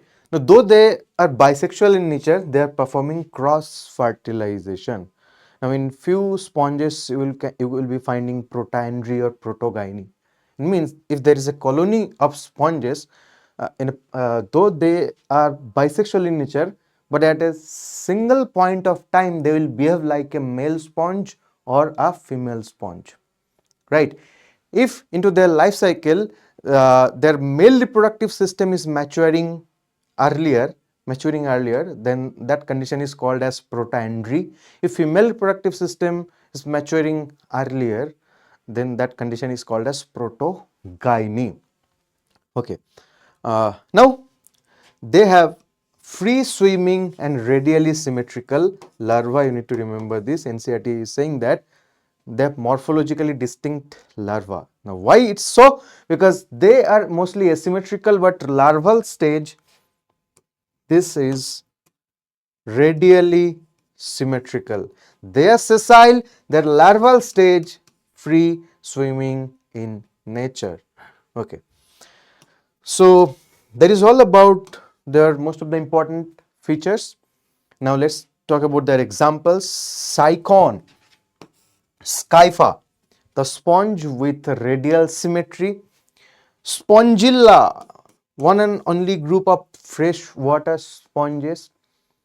They are anchored with dry leaves or twigs and keep on floating with river water, right, or freshwater bodies. Now, Euspongia, they are called as bath sponge. In old days, people used to dry them up, and upon drying, only their endoskeletal spongin fiber will be left. Then you can use that as your bathing loofah, right? Now let's move forward to the next phylum, that is Cnidaria. They are also called as Coelenterata. So they got two names, Cnidaria and Coelenterata, second phyla. Now they are obviously more developed than the previous phyla Porifera. Why? Because Cnidaria, the first group of animals with tissue level of organization. Okay. Now why they are called as Cnidaria or Cnidaria? Because they have special kind of cells. They are equipped with special kind of cells called as nidoblast or nidoblast cells. Now these cells contain poison, neurotoxic kind of poison containing capsules, and we call those capsules as nematocyst. So the name of the poisonous cells attached with their tentacles and their body, we call them nidoblast cells, and inside the nidoblast cell, the poison containing capsule you are gonna get, they are called as nematocyst. Do not get confused in between them, which is cell and which is capsule. And what are the functions of this nidoblast cell? They help them for the function of anchorage, defense, as well as capturing the prey. Means nematocyst, specifically the nidoblast cell, helping nidarians for the function of defense, offense, as well as helping them for anchorage with a substratum, right? Okay. And let's talk about their habitat. Mostly marine in nature. That means not all are marine. There are examples of freshwater nidarians, and they are called freshwater polyps or hydra. Yes, hydra, example of freshwater nidaria. So you can call them, they are mostly marine with radial symmetry, sessile or free swimming. Now, let's talk about hydra. They are sessile in nature most of the time. They don't like to move from one place to another place until unless they're thrived with catching their prey or something else. Then only they'll be performing back volley kind of movement. Yes, though hydra is considered as sessile animal, but sometimes they can perform backflip movement. Now, if you talk about jellyfish, Aurelia, they are free swimming, right? Okay. Now they are diploblastic first phylum with diploblastic organization, means in a germ layer with ectoderm and endoderm with tissue level of organization. Now if you observe the life cycle of few nidarians, you are gonna get these two phases called polyp and medusa. Now not all nidarians will be exhibiting polyp phase and medusa phase. Like if you talk about hydra, throughout their life cycle they will remain as polyp. If you talk about jellyfish, throughout their life cycle they will remain as medusa. Now you will ask, sir, what is polyp, what is medusa? Hydra like phase, if a particular life cycle phase of nidaria looks like hydra or a cylindrical shaped phase, that is called polyp. If the phase looks like umbrella, moving umbrella, then we call it as medusa, right? So basically this phase is called as medusa. This phase is called as polyp. Now once their medusoid life cycle is ended, they will be transformed into polyp phase, and again they can alter their morphs from polyp to medusa. This is called alteration of generation throughout their life cycle. Basically the medusa stage, that is performing sexual reproduction, polyp phase, that is performing asexual reproduction.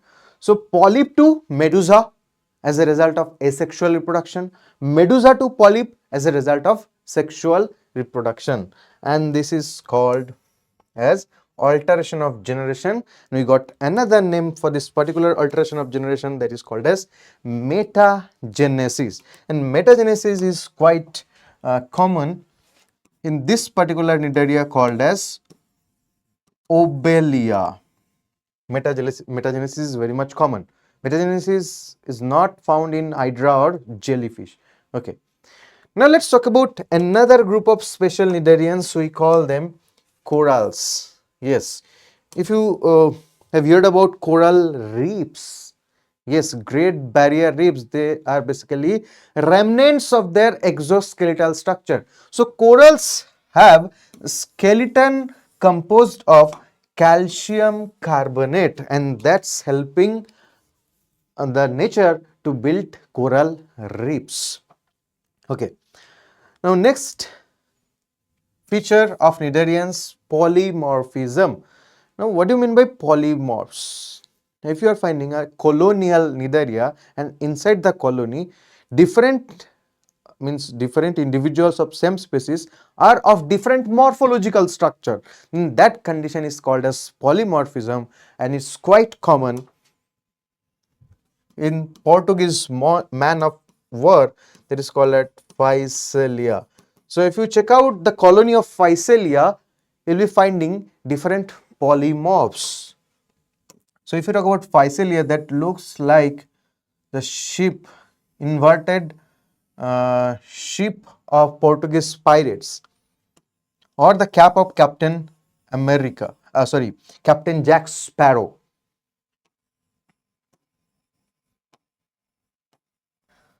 Basically, this is a colony. This is not a single Physalia. This is a colony of Physalia, and that's containing different mobs. Few are responsible for capturing the prey. Few are responsible for production of gametes. So if the mobs are responsible for capturing the prey, that they are digesting the food, they are called as gastrozooids. If the mobs are responsible for production of gametes, they are called gonozooids. So that's criteria is called as polymorphism. Okay. Now let's explore the name called Coelenterata. Why they are called as Coelenterata? Inside their body, we know that hydra jellyfish, they have one single opening, right? And inside their body, one cavity kind of structure is found. So that cavity is called as coelenteron or gastrovascular cavity. So their cavity called as coelenteron or gastrovascular cavity. With the help of this particular cavity, they will be performing gaseous exchange, they will be performing removal of excretory waste as well as capturing their prey. Okay, and the mode of their digestion can be intracellular as well as extracellular. And that's because their body has only one opening or mouth opening called as hypostome. These are the body design is called as blind sac model of body design. Okay, now let's explore their examples. Just now I was talking about Physalia, common name is Portuguese man of war. Then Adamsia, common name is sea anemone, a sea anemone. If you have watched that movie Finding Nemo, right? Nemo was a clownfish and they had a very good symbiotic friendship, symbiotic relationship with sea anemone. Meandrina, brain coral, Obelia, sea fur, which is known for metagenesis, Obelia, Pennatula, looks like sea, a pain inside the sea. That's why common name is called as sea pain. Gorgonia, sea fan, Hydra, freshwater polyp, one and only group of freshwater cnidarians. Aurelia, called as jellyfish. This particular creature is Aurelia. Okay. Now let's move forward to the next phylum. A very small phylum and obviously closest to the previous phylum called Cnidaria, right? This is called as Ctenophora. Now, why it's called as Ctenophora? Because if you study the morphology, then you are gonna get 8 ciliated comb-like structure present outside their body, responsible for locomotion and movement. So because of the presence of comb plates, comb in Latin or Greek is called as stenos. So comb bearing animals are called as Ctenophora. Comb bearing animal. Cteno means comb, phora means to ferry, to carry. Okay. They got some common names as well called as sea walnuts, comb jellies, sea gooseberries. Okay. They're also diploblastic like cnidarians. They also exhibit tissue levels of organization, but they're exclusively marine unlike the previous phylums. All of them are dwelling into salt water inside sea or oceans. Yeah, that's why they are exclusively marine. The body has 8 comb plates, and these comb plates are used for locomotion. This is very much important to remember. Question can be asked. Now, one of the exclusive feature, one of the few animals in this world, they can emit light, and that capability is called as bioluminescence, light emitting capacity. And this bioluminescence can be due to phosphorescent or fluorescent, different methodologies to produce light by biological creatures. Okay. Now, their first totally sexual phylum, that means they reproduce only by using sexual mode of reproduction. If you talk about Nidaria, they can perform both the bisexual mode as well as sexual mode. Like Hydra, they can perform budding, right? Few can perform strobilation, and ctenophores, they can only produce sperm and ovum. That means they are following only sexual mode of reproduction. They cannot perform asexual reproduction. Okay, as because they can move, they will be preferring external mode of fertilization, cross fertilization, and they are obviously hermaphrodite or bisexual in nature. Examples given in NCERT: pleurobrachia and tinoplana. They are commonly known as, pleurobrachia is commonly known as sea gooseberry, because it looks like a gooseberry fruit. Okay, another example, one of the important examples of ctenophores, Bero versically. Now, if you observe this particular creature, this ctenophore, this is the pleurobrachia, and they have one pair of antenna. Right, and thing is that what makes them different from the previous group Nidaria, that is absence of nidoblast cell. So Nidaria and Ctenophora, though they are very close relatives, but Nidarians are possessing poisonous stinging cells called nidoblast, but Ctenophores, they don't have nidoblast kind of structure. Okay, now let's move forward to the next phylum, that is platyhelminths. Now, why they are called as platyhelminths? Platy means flat and helminths means worm. So you can call them flat worms. It's because their body is dorso-ventrally flattened, leaf-like structure. That's the dorso-ventrally flattening, right? Okay, so they have dorso-ventrally flattened body. Mostly, not all, mostly endoparasitic in nature. They are staying inside our gut, inside our intestine or alimentary canal. So that's why they're compelled to become anaerobic while in terms of respiration. Okay, but we got some free living examples of platyhelminths as well. Like if you know about planaria, the Deugesia, they have great regeneration capacity. They are free living examples of platyhelminths.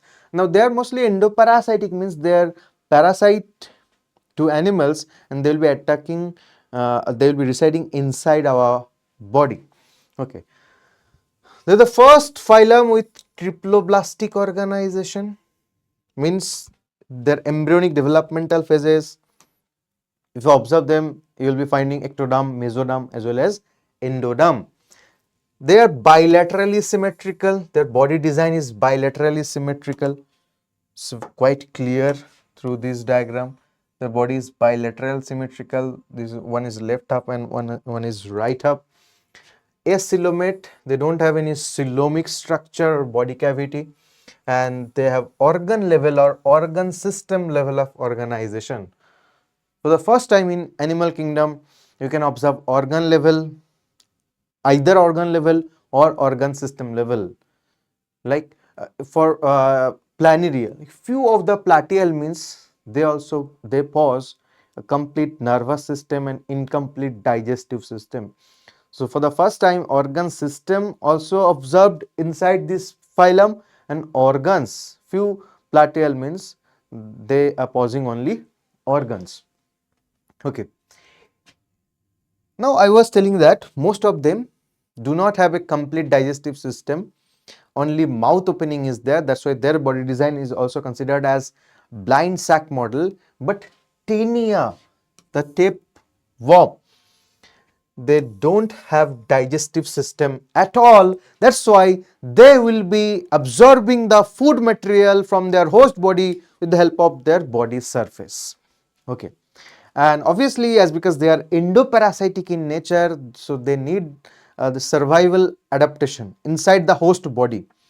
So while they are staying inside the alimentary canal, host digestive enzymes, hydrochloric acid can attack them, right? So in order to escape, in order to survive against that condition, their body is covered by cuticle covering. Okay.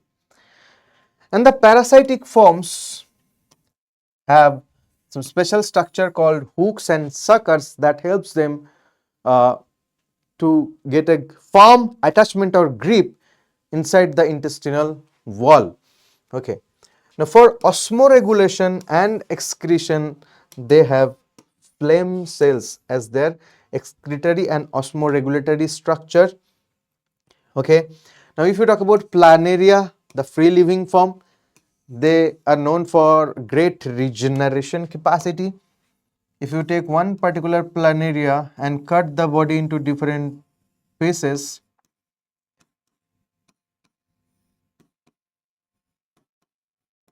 then from every piece a new planaria will regenerate. Okay. They are bisexual in nature, hermaphrodite again. Fertilization is internal. Okay. Fertilization is obviously internal as because they are endoparasitic in nature. They are staying in gut of some other animal, and development is through many larval stages. Now, why there are many larval stages during the time of their development? Because they are mostly parasites. They are residing inside their host's body. Now, if you are by forcefully, if you are residing inside the body of another organism, so that particular animal, the immunity, the immune cells also gonna attack you, right? So that will create a hostile environment for you. You have to show your survival skills. So basically, in order to escape from the attack of the immune system, they keep on changing their morphological structure during the time of their larval developmental phases. That's why they show, generally they will be showing multiple larval stages during the time of their development. Now let's talk about their examples, important examples of platyhelminths. Taenia, called as tapeworm, they are endoparasite of human, pigs or cows. Obviously different species are there of Taenia. Fasciola, called as liver fluke, they will be attacking liver of cattle, and this is basically fasciola.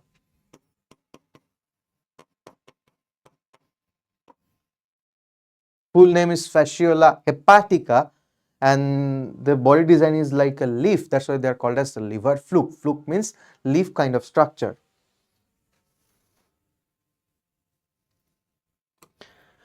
Let's jump to the fifth phylum of animal kingdom, Aschelminths. Platyhelminths are flatworm. Aschelminths are called as roundworms. They are also called as nemathelminths. Other name of Aschelminths, you can call them as nemathelminths.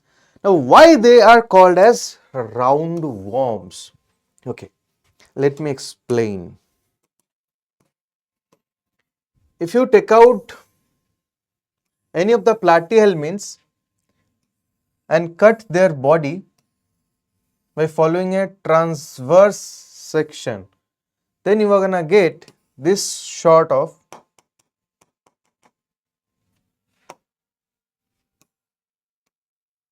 dorso-ventrally flattened piece.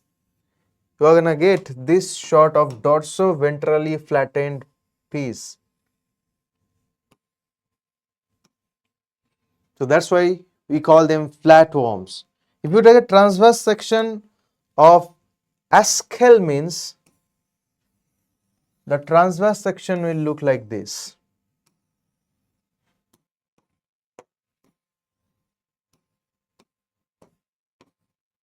So because of the circular nature of the transverse section of the body, we call them round worm.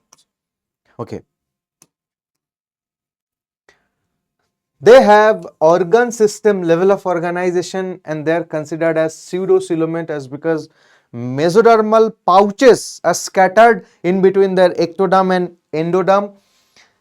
They can be free living, aquatic or terrestrial. They can be parasitic to plants and animals. If we talk about one important or one very common parasite, endoparasite of animal, which is Ascalminth, there is Ascaris, common roundworm. One important endoparasite of plants, Meloidigyne incognitia. Okay. They have complete alimentary canal, means tube within tube body design with mouth or anus, or with mouth or cloaca. Right. Okay.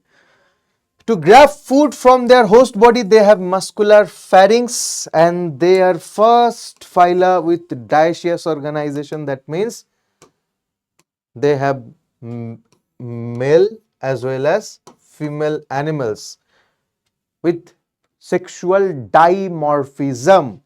So that's why we are calling them as dioecious, first dioecious group of animals, and often you will be finding females are longer than males. Okay. They will be exhibiting internal fertilization. Why so? Because mostly they are endoparasitic in nature. Common examples are Ascaris, commonly known as common roundworms, Wuchereria, they are called as filarial worm, and these Wuchereria, they will be exhibiting while we are talking about the mode of fertilization. Though they will be performing internal fertilization, but while the time of laying egg or directly laying the young ones, they will be delivering their young ones. So they are viviparous in nature. Ascaris oviparous, Ankylostoma oviparous, but Wuchereria, they are viviparous in nature and they are responsible for elephant feet disease. Ankylostoma, another example given in NCERT, commonly they are called as hookworms. Next phylum, that is Annelida. Okay, now gradually we are moving towards advanced animals. First true coelom is found into this particular phylum, that is Annelida. So that's why they are first eucoelomate animal. Body cavity is surrounded by mesoderm from outside and inside. They exhibit first closed circulation. Okay, now what is the reason behind the name Annelida? Annelida, the word came from annule, the Greek originated word annule. The meaning is ring. So basically, they are example of metameric animal or true segmented animal. If you observe an earthworm, you're gonna clearly observe the segmented body design. Now, if you take out each segment, you're gonna get ring kind of structure. So these rings are called as annules. So their body is made up of rings. So that's why they are called as Annelida, and they are obviously exhibiting true metamerism. For their locomotion purpose, they have longitudinal muscle and circular muscle. And few annelids like earthworm, they also pose CT or CETA for propagation. For Nereis, when you're talking about Nereis, parapodia help them for swimming purpose. So these are basically parapodia of Nereis. They are known as parapodia. Pod means foot or feet, feet-like structure. When you talk about excretory structure for excretion and osmoregulation, most of the annelids, they have nephridia, but some primitive annelids also causing protonephridia, the primitive version of nephridia. Their blood is red in color as because you'll be finding hemoglobin inside their plasma. They don't have RBC though. Their blood is red in color due to the presence of hemoglobin, but that hemoglobin is present not inside RBC, not inside their blood cell, but present inside their plasma. Okay, so you're done with most of the important features of this phylum Annelida. Now let's move forward. Their example, Nereis is called as ragworm, and you know that Nereis, mostly though these annelids are not sexually dimorphic, they are monoecious in nature, they are bisexual in nature, but Nereis is one of the example of unisexual or dioecious annelids. Ferritima, Altham, the most common example of annelid, and Hirudinaria, leech, blood-sucking leech. So you can call this animal as sanguivore, those who are sucking blood. Now we are moving forward to the largest phylum of animal kingdom, that is arthropod. Why they are largest? Because this phylum is containing two-thirds of all animals. Yes, they're containing two-thirds of all animals. And under this phylum, we are going to get the largest class, that is Insecta. Okay. Now, why say they are so much dominant? Why they are dominating the different habitats? Almost they are present everywhere, omnipresence, because they have a very tough body covering or exoskeletal structure, and that is made up of chitin. So they have chitinous exoskeleton, and that chitin is a polymer of N-acetyl glucosamine, the NAG. So chitin is basically a polysaccharide. Yeah. Mostly their body is divided into head, thorax and abdomen. If we talk about ant, the body design is made by one head, one thorax and one abdomen. But for few other arthropods, their body design is like this: head and the thorax is fused, and then there will be abdomen. Like if we talk about spider, scorpion, so they have cephalothorax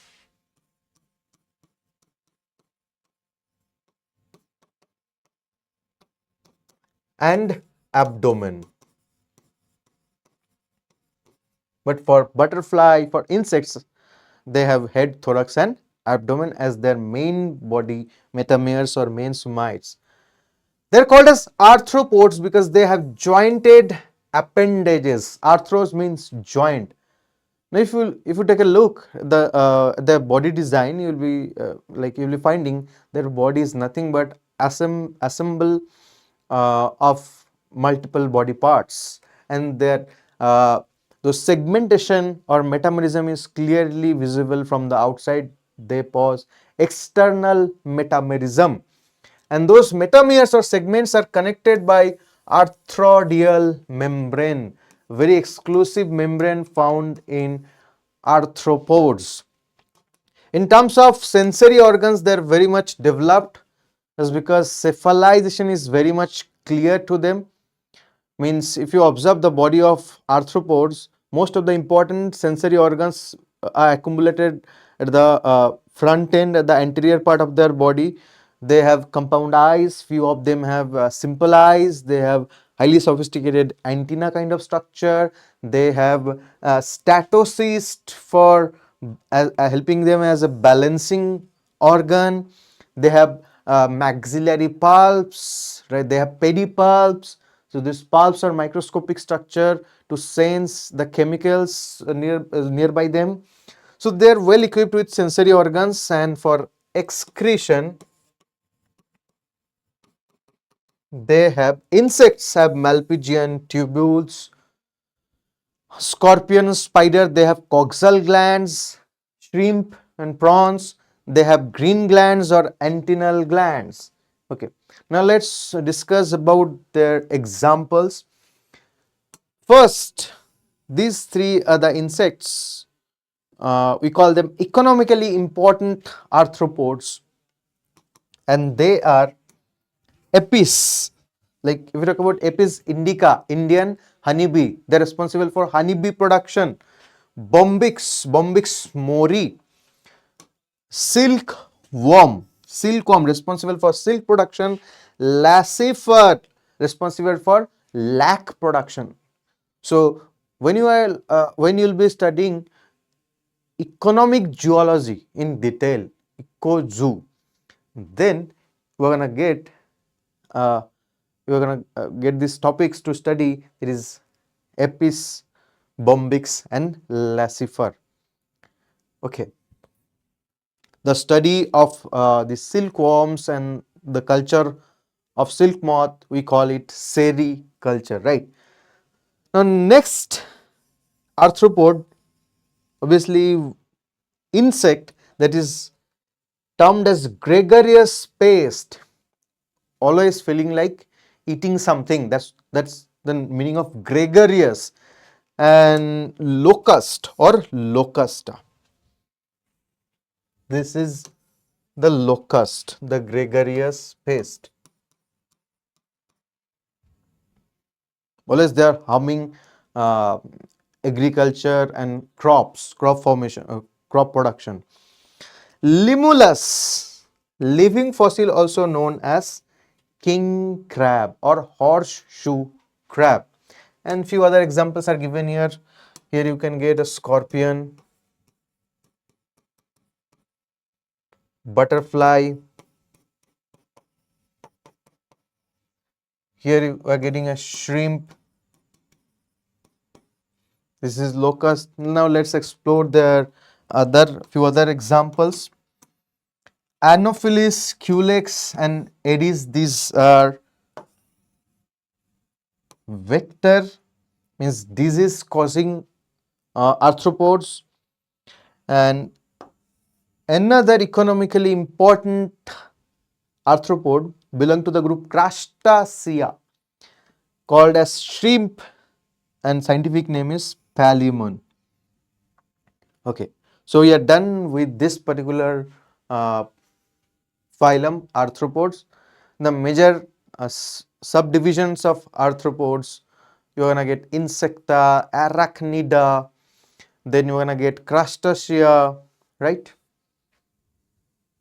Let's move forward to the next phylum, that is mollusca. Now what is the meaning of mollusca? Molluscs means very soft, they have soft body. Soft bodied animals are called as mollusca. Remember, they are the second largest phylum. They are the second largest phylum. When you talk about their habitat, they can be terrestrial or aquatic. If they are aquatic, they can be marine or freshwater dwelling.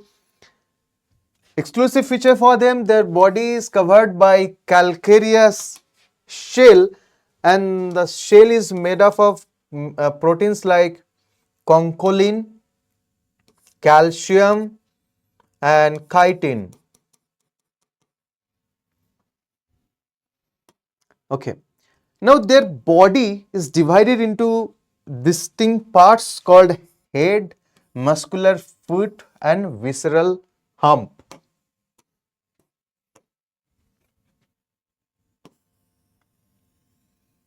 This is head, this is visceral hump, and this is the muscular foot.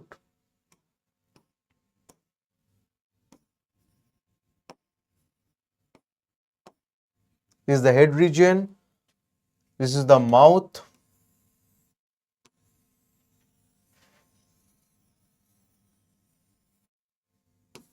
is the alimentary canal, and the important visceral organs are present into this visceral hump, and their body is covered by calcareous shell.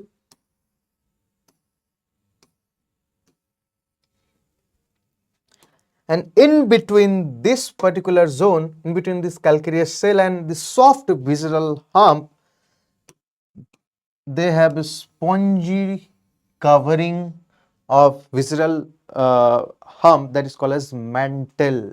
This is the exclusive feature of this particular phylum. So this is the visceral hump.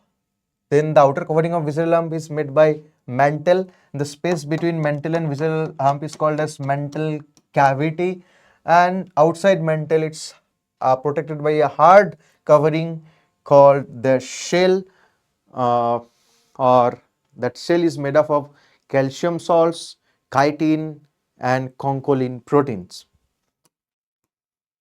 Okay, so that's why it's considered that mantle is the exclusive feature, a spongy skin kind of structure.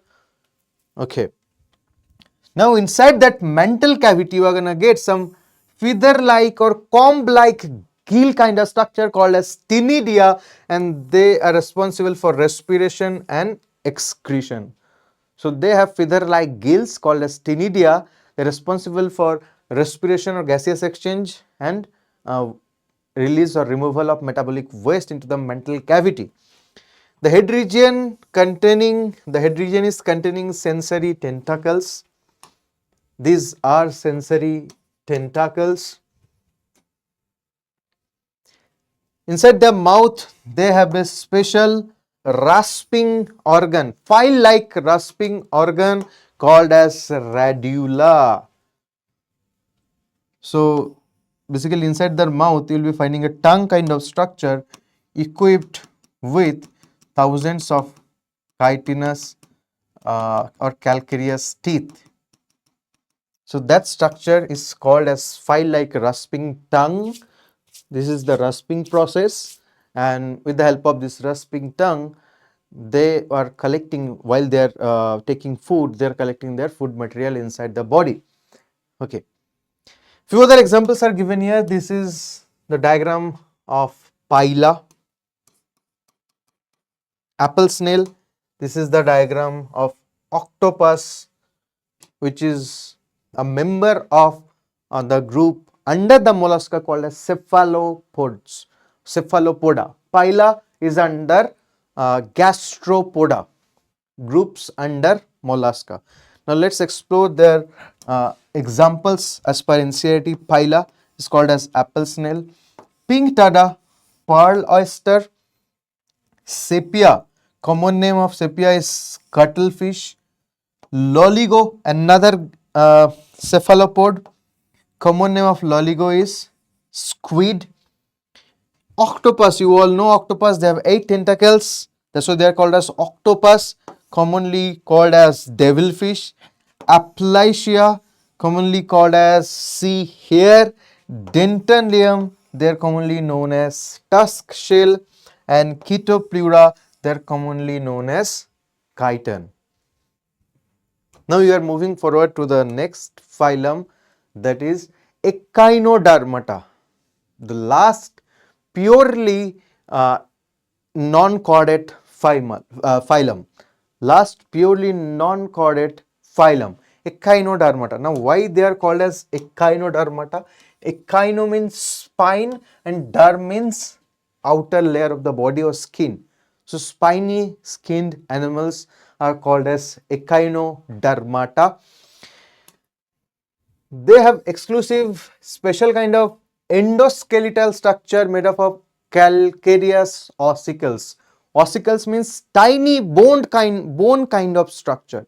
Tiny bone kind of structure, and these calcareous ossicles are mesodermal in origin. So while you will be studying evolutionary pathway, sometime you may ask what is the evolutionary similarities in between Echinodermata and Chordata. And the similarity is that both of them have endoskeleton, right? Calcareous endoskeleton, and they are originated from embryonic mesodermal layer. They're exclusively marine. There are 3 phylums under kingdom Animalia who are exclusively marine. First, Ctenophora, second, Echinodermata, third, Hemichordata. These 3 phyla are exclusively marine phyla. Another exclusive feature into them, WVS, water vascular system. Do not get confused with water canal system. Water canal system you're gonna get inside porifera. Water vascular system you're gonna get inside starfish or echinodermata. And what are the functions of this water vascular system? Helps them into locomotion by creating hydraulic pressure, help them to capture their prey and transport of food, and also help them in respiratory exchange of gases, and also help them excretory removal of waste. So multitasking system present into their body called water vascular system, and that's why their circulatory system is quite reduced. Next feature, adults with adults are radially symmetrical. This is called as pentamerous radial symmetry due to the presence of these 5 radial arms. This is called pentamerous radial symmetry. But the larvae, they are bilaterally symmetrical. So in course of evolution, that can be considered as retrogression, means adult phase is primitive kind than that of their larval phase. So we know that bilateral symmetry is much more advanced symmetry than radial symmetry. That's why it's an example of retrogression of their life cycle. Larva with bilateral symmetry, adult with radial symmetry. Okay. Now they have ventral mouth. Now what do you mean by ventral mouth? If you take a look at their body design of starfish. So if this is a starfish, if you're observing from the lateral side, 4 arms and 1 arm that side. In the central part of their body, we're gonna get mouth and anus, right?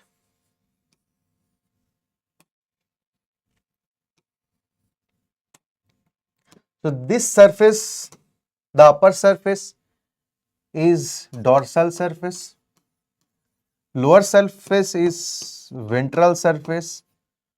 So this opening is considered as their mouth, and this opening is considered as their anus or anal opening. So that's why I was telling they have ventral mouth and dorsal anus.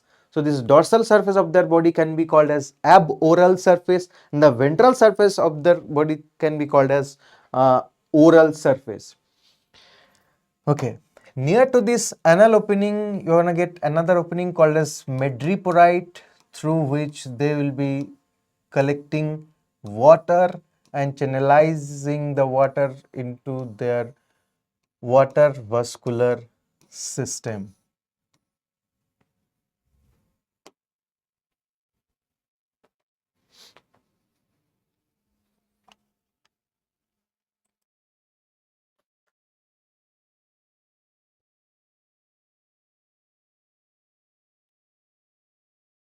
Okay, now one more feature of echinodermata, they will be exhibiting external mode of fertilization, and they are mostly unisexual, that means dioecious in nature. Okay, some examples of them: Asterias, they're called as starfish; Echinus, they're called as sea urchin; Antedon, they called as sea lily. I call it lily auntie. Antedon, sea lily; Cucumberia, sea cucumber; Ophiura, called as brittle star. Okay. Now let's come to 10th phylum of kingdom Animalia, there is hemichordata. Why this is so much special?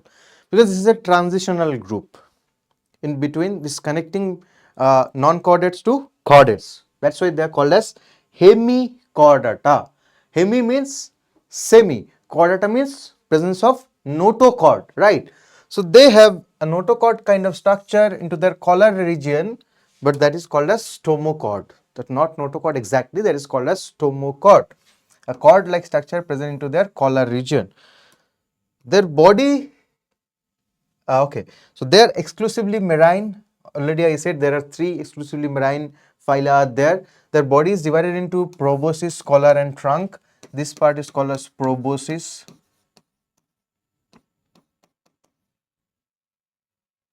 Then collar, then trunk. These are the gills. They have gills for respiratory purpose. They have proboscis gland for excretion. A very important point to remember.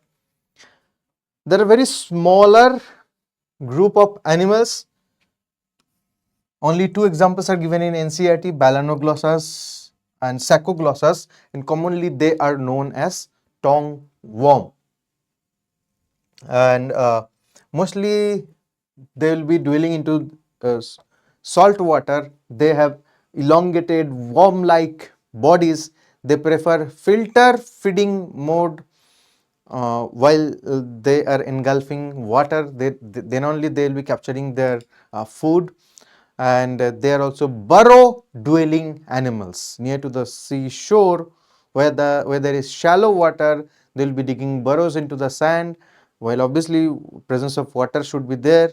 And that's all about hemichordates. Now let's move forward to the last phylum, that is called chordata. Why we are calling them chordata? They have notochord, a mesodermally originated rod-like structure, and the meaning of ata means to have notochord. That's why we are calling them chordates. Okay.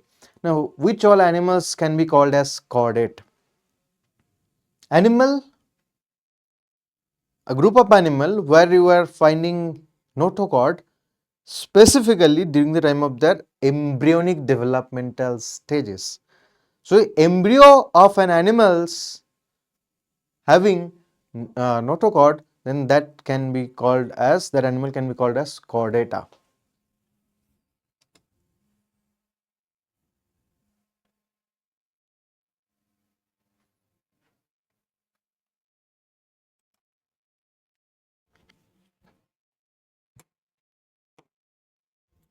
So, we need to consider 5 exclusive feature which we are going to get inside this particular phylum. And what are they? They are dorsal notochord. This is the first feature of them. Second important feature, dorsal hollow nerve cord. Second important feature of the body. Third feature, this is the mouth opening and this is anal opening. So if this is anus,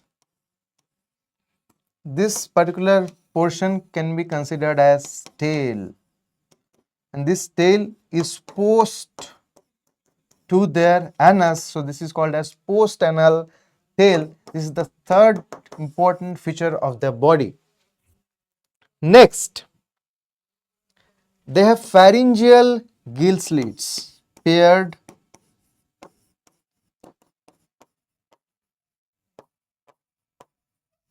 pharyngeal gill slits, and also they have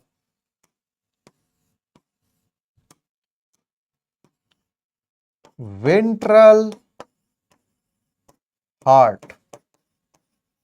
This is the fifth feature.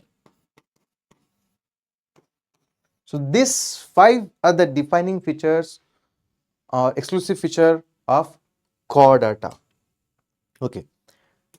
Now 5% of total animals belong to this particular phyla, right?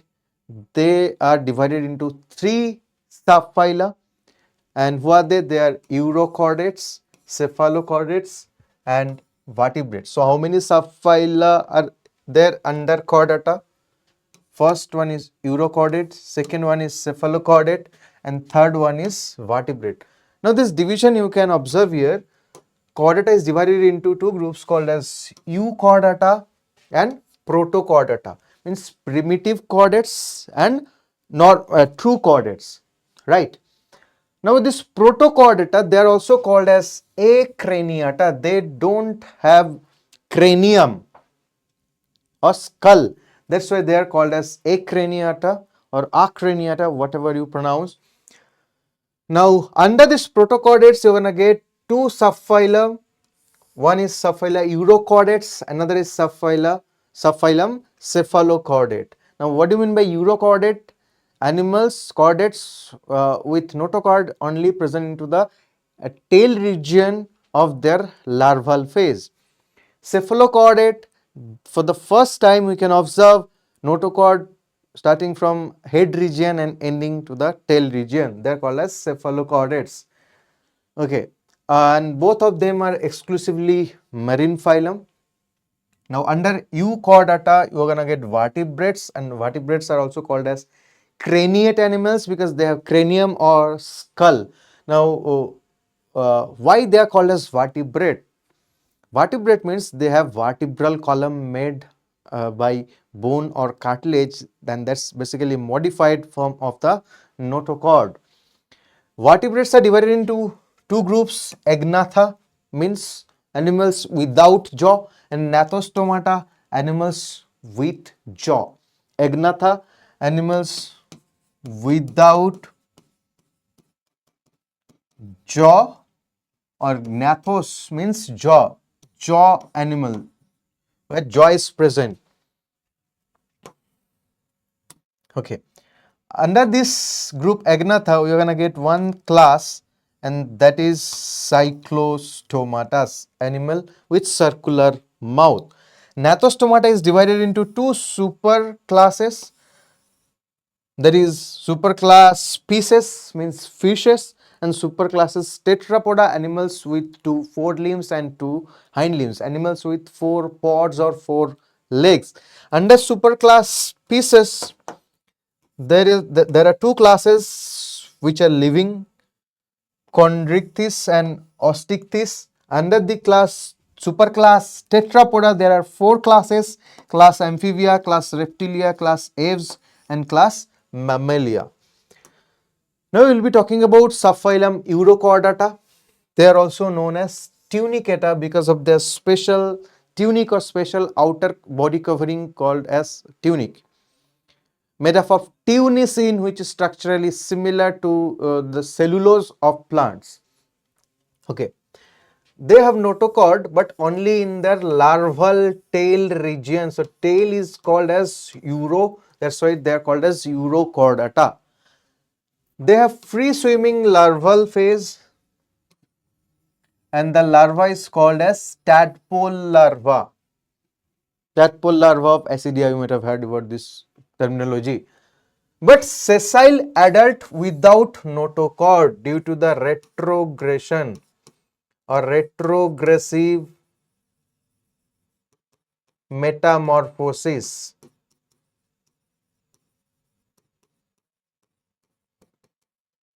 Means they have structurally advanced larva and structurally primitive adult. That's due to the retrogression during the time of their development. The only chordate feature possessed by adult urochordates, that is pharyngeal gill slits. So while larva is performing metamorphosis, then it will be losing the tail, notochord. Though the larva is free swimming, the adult will become sessile. The larva we lost almost all the criteria of chordates, but only the pharyngeal gill slit, this particular character is present into this adult urochordates, and that already we have discussed, that is called as retrogressive metamorphosis or retrogression. Commonly some common urochordates: Acidia, Hardmania, Salpa, Doliolum. They are also commonly called as sea squats. Next subphylum under chordata, that is cephalochordates. Cephalo means cephalic region, head. So their first complete chordate. Why? Notochord extends from head to tail, and that also in larva as well as in adult stage. Both in larva and adult, both of them are free swimming in nature, and both of them will be pausing notochord from head to tail region. For excretion, they have protonephridia. This is very important feature to remember, and that is helping them primarily for osmoregulation and then excretion. They are exclusively marine group of animals, and their unisexual means sexual dimorphism is observed. Next, okay, so example of this particular subphylum. Example: Amphioxus or Branchiostoma.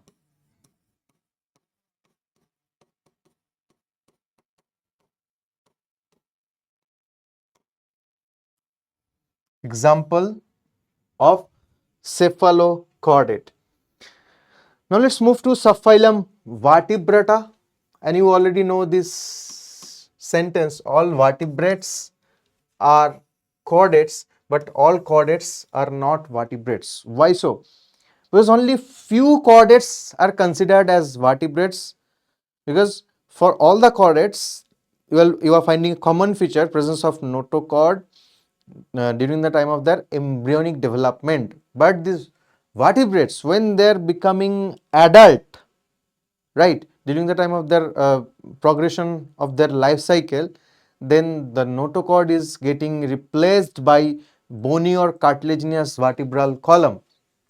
So vertebrates only have notochord during their embryonic period. Adult vertebrates, they do not have notochord, rather they have vertebral column. Okay. So basically in them the notochord is replaced by cartilaginous or bony vertebral column. Vertebral column may be of cartilage, may be made up of cartilage or bone. They have paired appendages, limbs. Appendages can be present in the form of limbs or in the form of fins. Fins you're gonna get inside the fishes, limbs in some other tetrapods called amphibians, reptiles, even us, we have 4 limbs. We have ventral muscular heart with 2, 3 or 4 chambers. Like for vertebrates, the heart can be of 2-chambered heart, that is called venous heart. That heart can be of 3-chambered heart, that will be supporting incomplete double circulation, and 4-chambered heart, that is supporting complete double circulation. Kidneys are for excretion and osmoregulation, and obviously different types of kidneys are also present in vertebrates. So primitive vertebrates will be possessing protonephric kidney, then mesonephric kidney, then metanephric kidney. Paired appendages, which may be fins or limbs. Okay. And the first class under vertebrata, under the group of Agnatha, they are also exclusively marine in nature. Mostly they are ectoparasite to some other fishes. They are possessing 6 to 15 pairs of gill slits.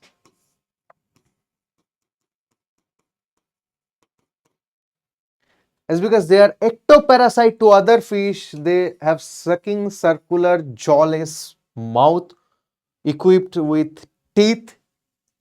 They have cartilaginous endoskeleton with unpaired fin. Their exception We know that vertebrates are considered the defining feature of vertebrates.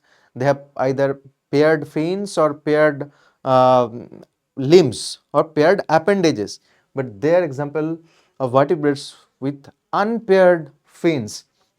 They have scaleless body, and particularly if you observe the life cycle of lamprey, they are exhibiting migration towards the fresh water for breeding purpose. So they are migrating from ocean to salt water to fresh water. Remember this. They are not migrating from fresh water to salt water.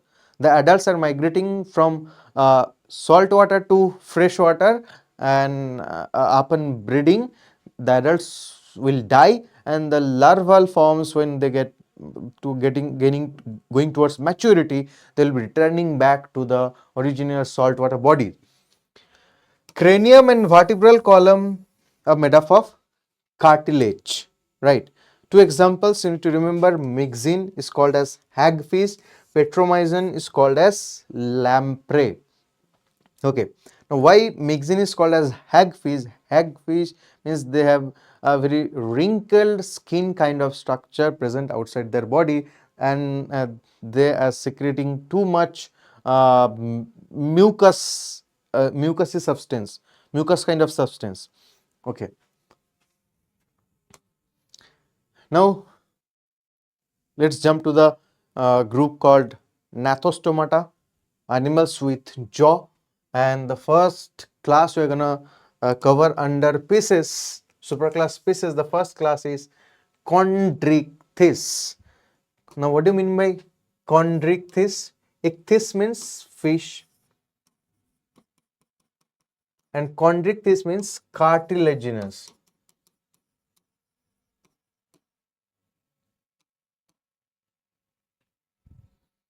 They have cartilaginous endoskeleton.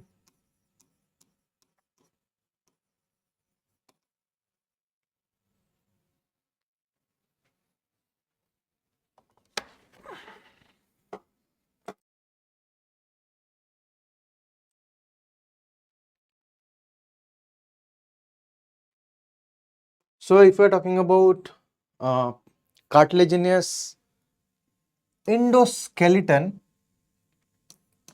they have cranium that is also made up of cartilage, and the other skeletal part of the body that is also made up of uh, cartilage. Let's talk about some other important feature. So mostly they are predator in nature. They are hunters for a reason, and their body design tells us about that. So they have ventral mouth. This is a shark. They have ventral mouth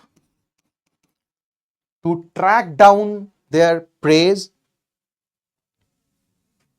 Okay, this body design is called as streamlined, that is giving them very fast swimming or movement inside the water by overcoming the water current. Okay, these are pectoral fin, they are paired. Dorsal fin,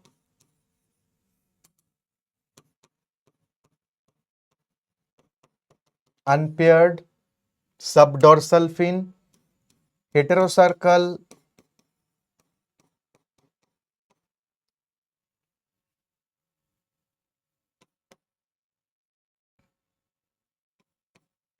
Caudal fin or tail fin. This particular design is called as heterocercal tail. Okay, this is anal fin, again unpaired, and the paired pelvic fin. And for males, pelvic fin sometime modified into claspers, and these claspers help them for the process of copulation or gamete transfer because they perform internal fertilization.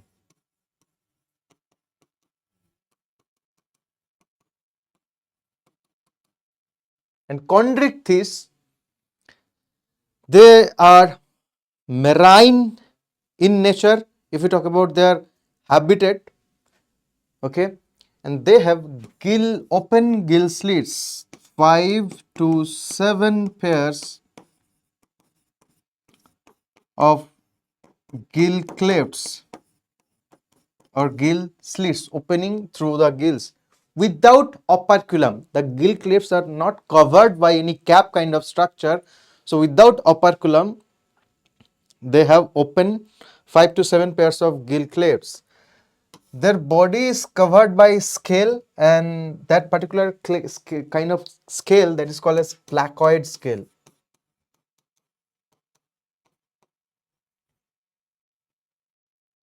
Okay, uh, and they have backwardly directed teeth, homodont teeth, and the teeth is also nothing but modified placoid scale.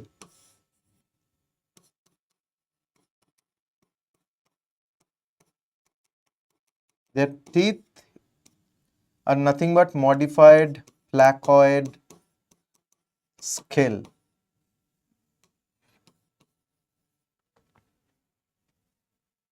Already I have told this body design is called as streamlined design. Okay, so these are the important feature or characteristics feature about cnidarians, and they perform internal fertilization, and they are mostly viviparous in nature.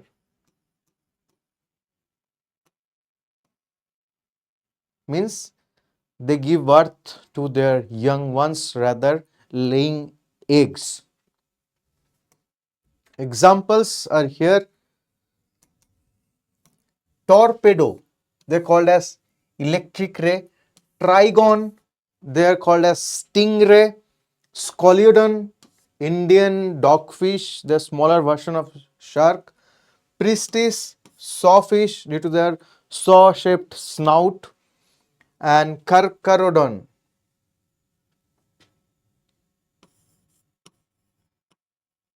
Carcharodon, great white shark. Now let's move towards next class, that is osteichthyes. Now ichthys means fish, ichthyology is the study of fishes, and osteichthyes means fish with bony endoskeleton. As I said, body of fishes are streamlined in nature to overcome the water resistance during the time of swimming. They can be their habitat can be a freshwater or marine. Both kind of examples are there. Okay. Now the positioning of their mouth is terminal due to their feeding habit. They have 4 pairs of gills.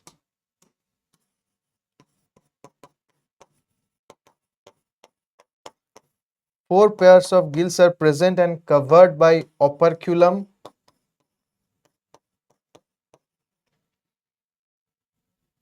They have fins with fin ray.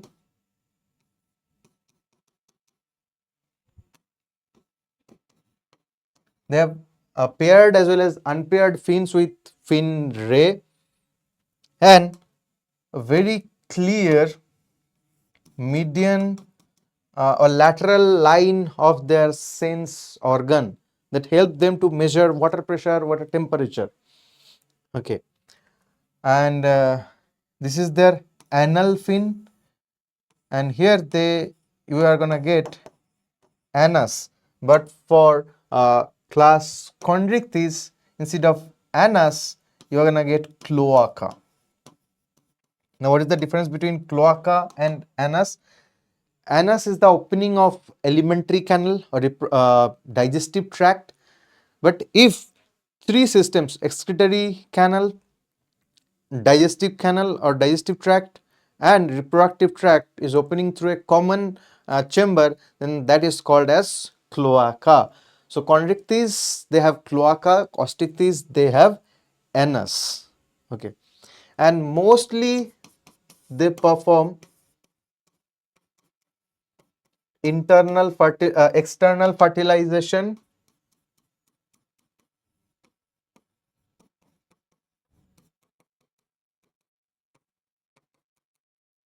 and mostly they are oviparous in nature.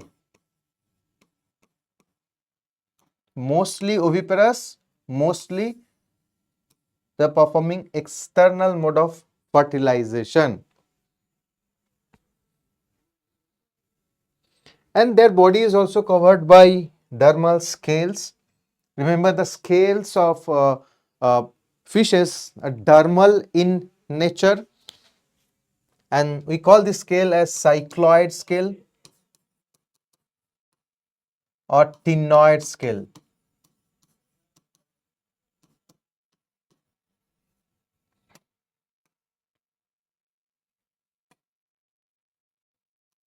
This is how cycloid scales looks like, and this is how ctenoid scales look like.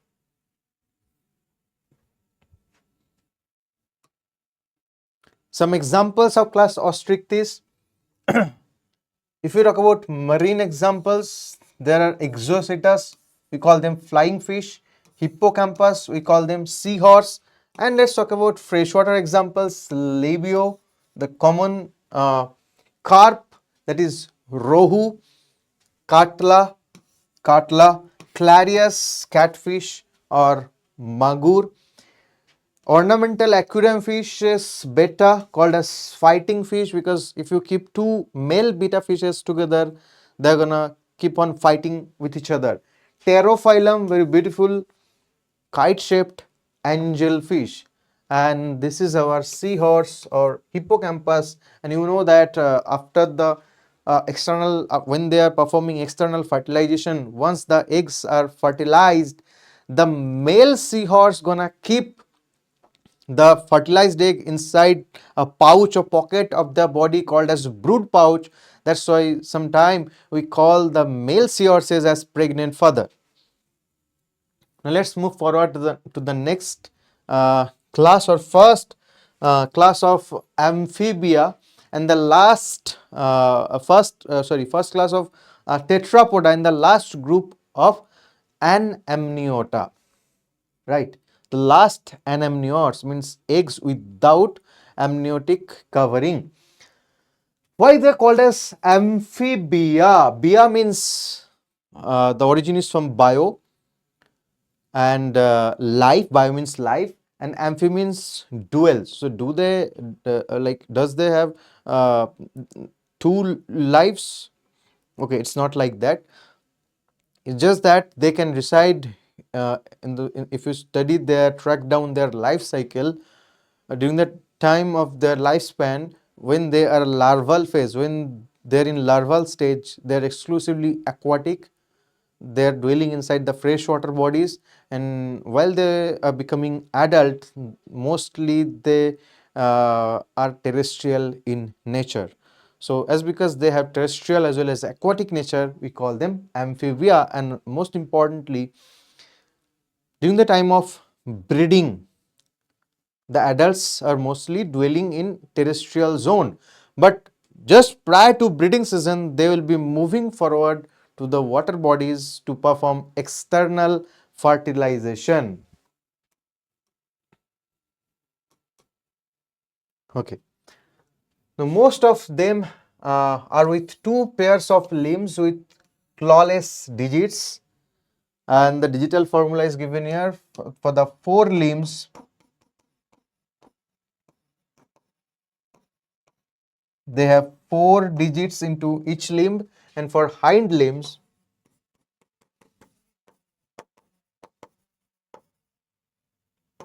they have 5 digits into each limb.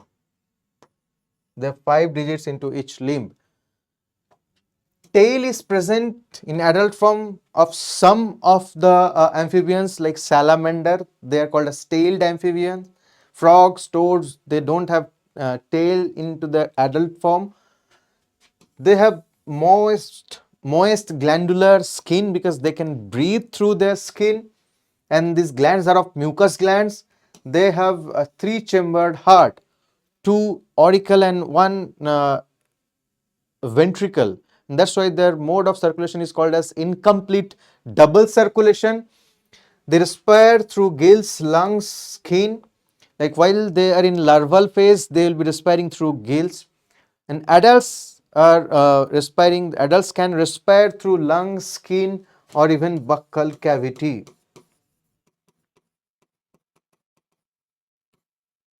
So, lungs, skin, and buccal cavity, these are the respiratory parts of adults.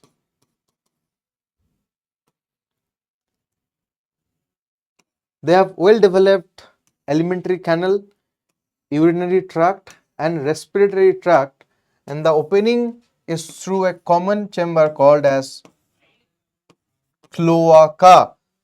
So, their uh, anterior opening is mouth, but the posterior opening is not anus, rather cloaca. They don't have neck into their body, as well as they don't have external ear as ear pinna, but they do have eardrum or tympanum. They don't have ear pinna as external ear, but they do have tympanum.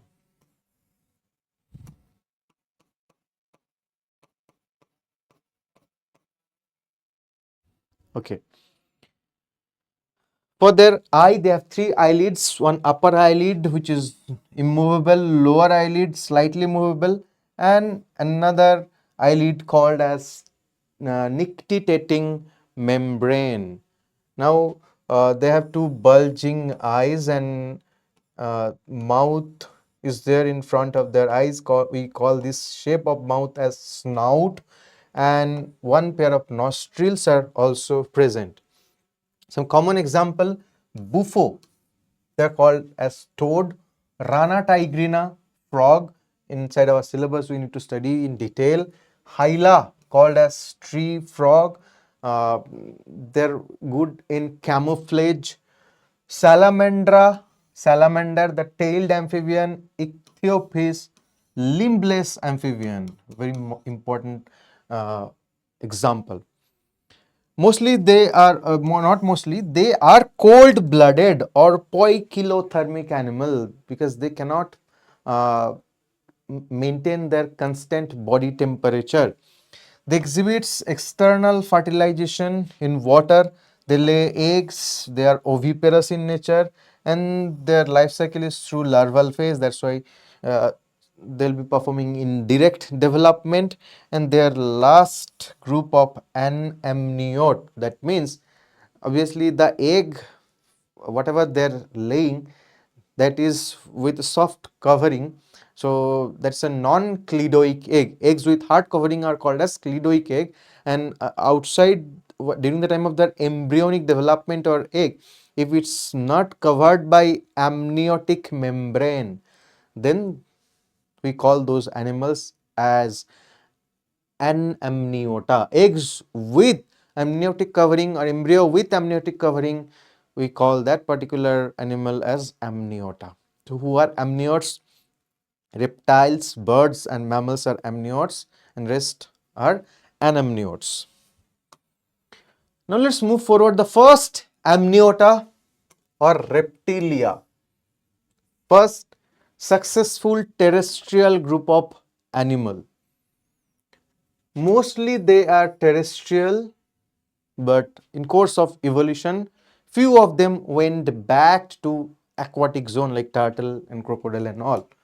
But while evolution was happening, gradually the fishes were trying to come out from water due to the competition, and that had given rise the group called amphibia.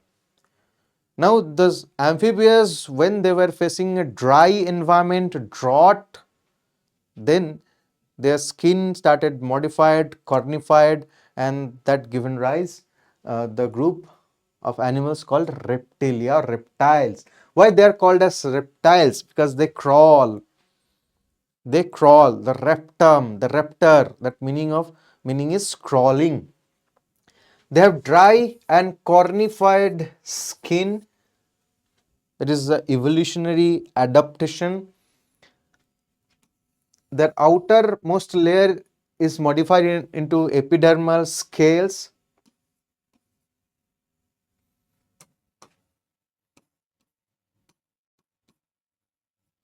and the scutes. Now, what is the difference between scale and scutes? Scutes are very hard, tough, plate-like structure. They don't have ear pinna, but tympanum represent external ear. Snakes, they don't have eyelids and limbs. So snakes are limbless reptiles, even they don't have eyelids. Two pairs of limbs are there because they are also tetrapods, and both the forelimb and hind limb, they have 5 digits, means 5 fingers and 5 toes into each. That's why 5 by 5, and the digits are clawed with claw. They have 3 chambered heart, except crocodile, which has a 4 chambered heart. But still they are cold blooded or poikilothermic in nature.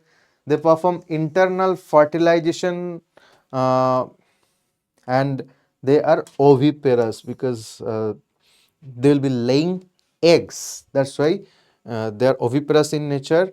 And for snakes and lizard, you can observe skin casting. While they are growing in size, they will release their the exoskeletal part of their skin, the cuticular part of their skin. That's called skin casting. And there is no larval stage present during the time of their development. So the development is called as direct development. Examples: Chiloni, turtle; Testudo, tortoise. So what is the difference between turtle and tortoise? Tortoise, they are mostly terrestrial in nature. Turtle, they are mostly aquatic in nature.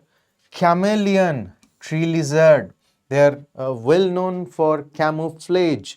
Calatis, garden lizard. Crocodiles, crocodilus, crocodile. Alligator. Hemidactylus, wall lizard, the lizard you are gonna get near to your home or inside your home. Naja, cobra. Bungarus, great, these are poisonous snakes. Vipera, viper. Okay, next class under vertebrates, that is class apes or birds. Aviation, the study of flying. Okay, they are master into this particular manner. That's why they are called as aves. They have feathers. Basically, these are modified scales.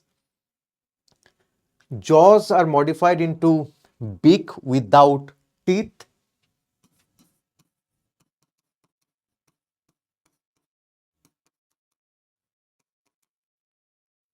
Because while these reptiles were getting evolved into birds, while they were trying to fly, nature had given them a boon that you will be finding inside birds that don't have teeth, and their bones are quite lighter, porous bones, to make their body overall very light, and that is helping them to fly in the air. Four limbs are modified into wings. Four limbs are modified into wings. And how do you know that they are the descendant of reptiles? Because their hind limbs still have scales present into it. So they have scaly hind limbs. And you know that in reptiles also you found epidermal scales. Their skin is also dry like reptilians, except the oil gland or preen gland near to their cloaca, near to their posterior opening. They have very light bone or porous bone called as pneumatic or air-filled bone. Crop is a part of their alimentary canal, and that is responsible for storage of food, and gizzard is another part of their alimentary canal. Gizzard is responsible for grinding the food, as because while they are ingesting the food, they are not chewing it. So inside the gizzard they are grinding the taken food material. They have four chambered heart, and they are warm blooded or homeothermous in nature. Okay, they have 9 air sacs associated with their lungs, which are acting as oxygen or air reservoir while they are flying in high altitude. They perform internal fertilization, though they don't have a special copulatory organ, and they will be laying eggs, and that's why they are oviparous in nature. Now they will be using their hind uh, limbs for perching, for holding something, for catching their prey, right? Some examples: corvus, that is crow; columba, pigeon; psittacula, parrot; struthio, ostrich; the flightless bird, pavo; our national bird, peacock; aptenodytes, penguin; neophron, vulture. Okay, penguin again, this is example of aquatic bird, and penguins also, they cannot fly. Now it's our class, that is the class Mammalia. The word Mammalia came from mamma, mammary gland. Yeah, milk producing gland, from mamma. They have two pairs of limbs, as because they're also tetrapods, and they use those limbs for walking, running, climbing, burrowing, or swimming, or flying. Almost mammals are also present into all parts of the world, every geographical zone. Their skin is with epidermal hair, means hair which is covering their skin, hair or fur. They have epidermal origin. Exclusive feature: external ear has ear pinna that helps them to detect the origin of sound.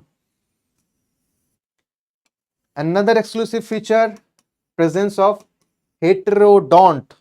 We know that we have different types of teeth, starting from incisor, then canine, premolar, molar. So this nature is called as heterodont nature.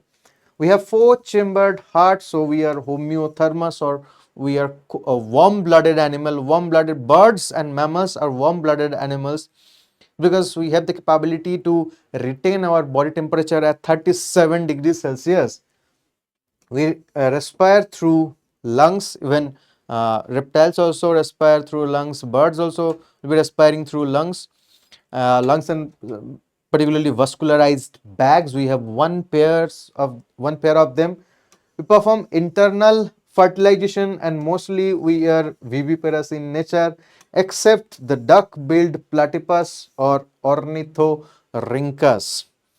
Another exclusive feature of Mammalia: presence of corpus callosum, the connector of our left brain and right brain, particularly the cerebral hemispheres, and the presence of the diaphragm just below to our lungs. These are the exclusive feature, some other exclusive feature of Mammalia. So what are the exclusive feature of Mammalia?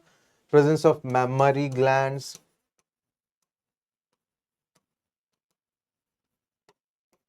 Mammary glands, you know that mammary glands are nothing but modified sweat glands only. Both male and female mammalians, they have mammary gland, but functional in case of females and non-functional or vestigial in case of males. Mammary gland, epidermal, hair, and ear pinna. Also presence of diaphragm and corpus callosum. These are some exclusive feature of Mammalia. Examples: Macropus, kangaroo; Pteropus, flying fox; Camellius, camel; Macaca, monkey; Ratus, rat. Canis, dog. Felis, cat. Elephas, elephant. Equus, horse. Delphinus, common dolphin. Aquatic mammal. Balanoptera, blue whale. Aquatic mammal. Panthera tigris, tiger. Panthera leo, lion. Okay, these mammals are also called as theria. They can be subdivided into groups called prototheria and eutheria. So we are not gonna study in detail about them. We have to study only up to the class level under the phylum chordates, and we are done with this with examples. Okay, now let's try to solve this particular question. One of the assertion and reason. The assertion is saying all vertebrates are chordates. All vertebrates are chordates, obviously, but all chordates are not vertebrates. That is a true statement. All chordates are not vertebrates. Why so? Because notochord is replaced by vertebral column in adult vertebrate. Notochord is replaced by vertebral column in adult vertebrate. Yes, so both assertion and reason are true, and reason is the correct explanation of assertion. Why all vertebrates are chordates but not all chordates are not vertebrates? Because for few chordates where notochord is replaced by vertebral column, in case of while they are approaching towards adulthood, we call them vertebrates. Next question, another assertion reason. Ambulacral system, actually another name of water vascular system in echinoderms. You can call it as a ambulacral system. Plays major role in the locomotion of echinoderm. Yes, they will be producing hydraulic pressure and thus helping them in locomotion. Reason, hydraulic pressure of fluid and concentration, contraction of muscles of tube feeds make possible movement of echinoderms. Yes, here also if both assertion and reason are true, and the reason is the correct explanation of assertion. So we are this with this we are done with this particular chapter again, and thank you for watching the video.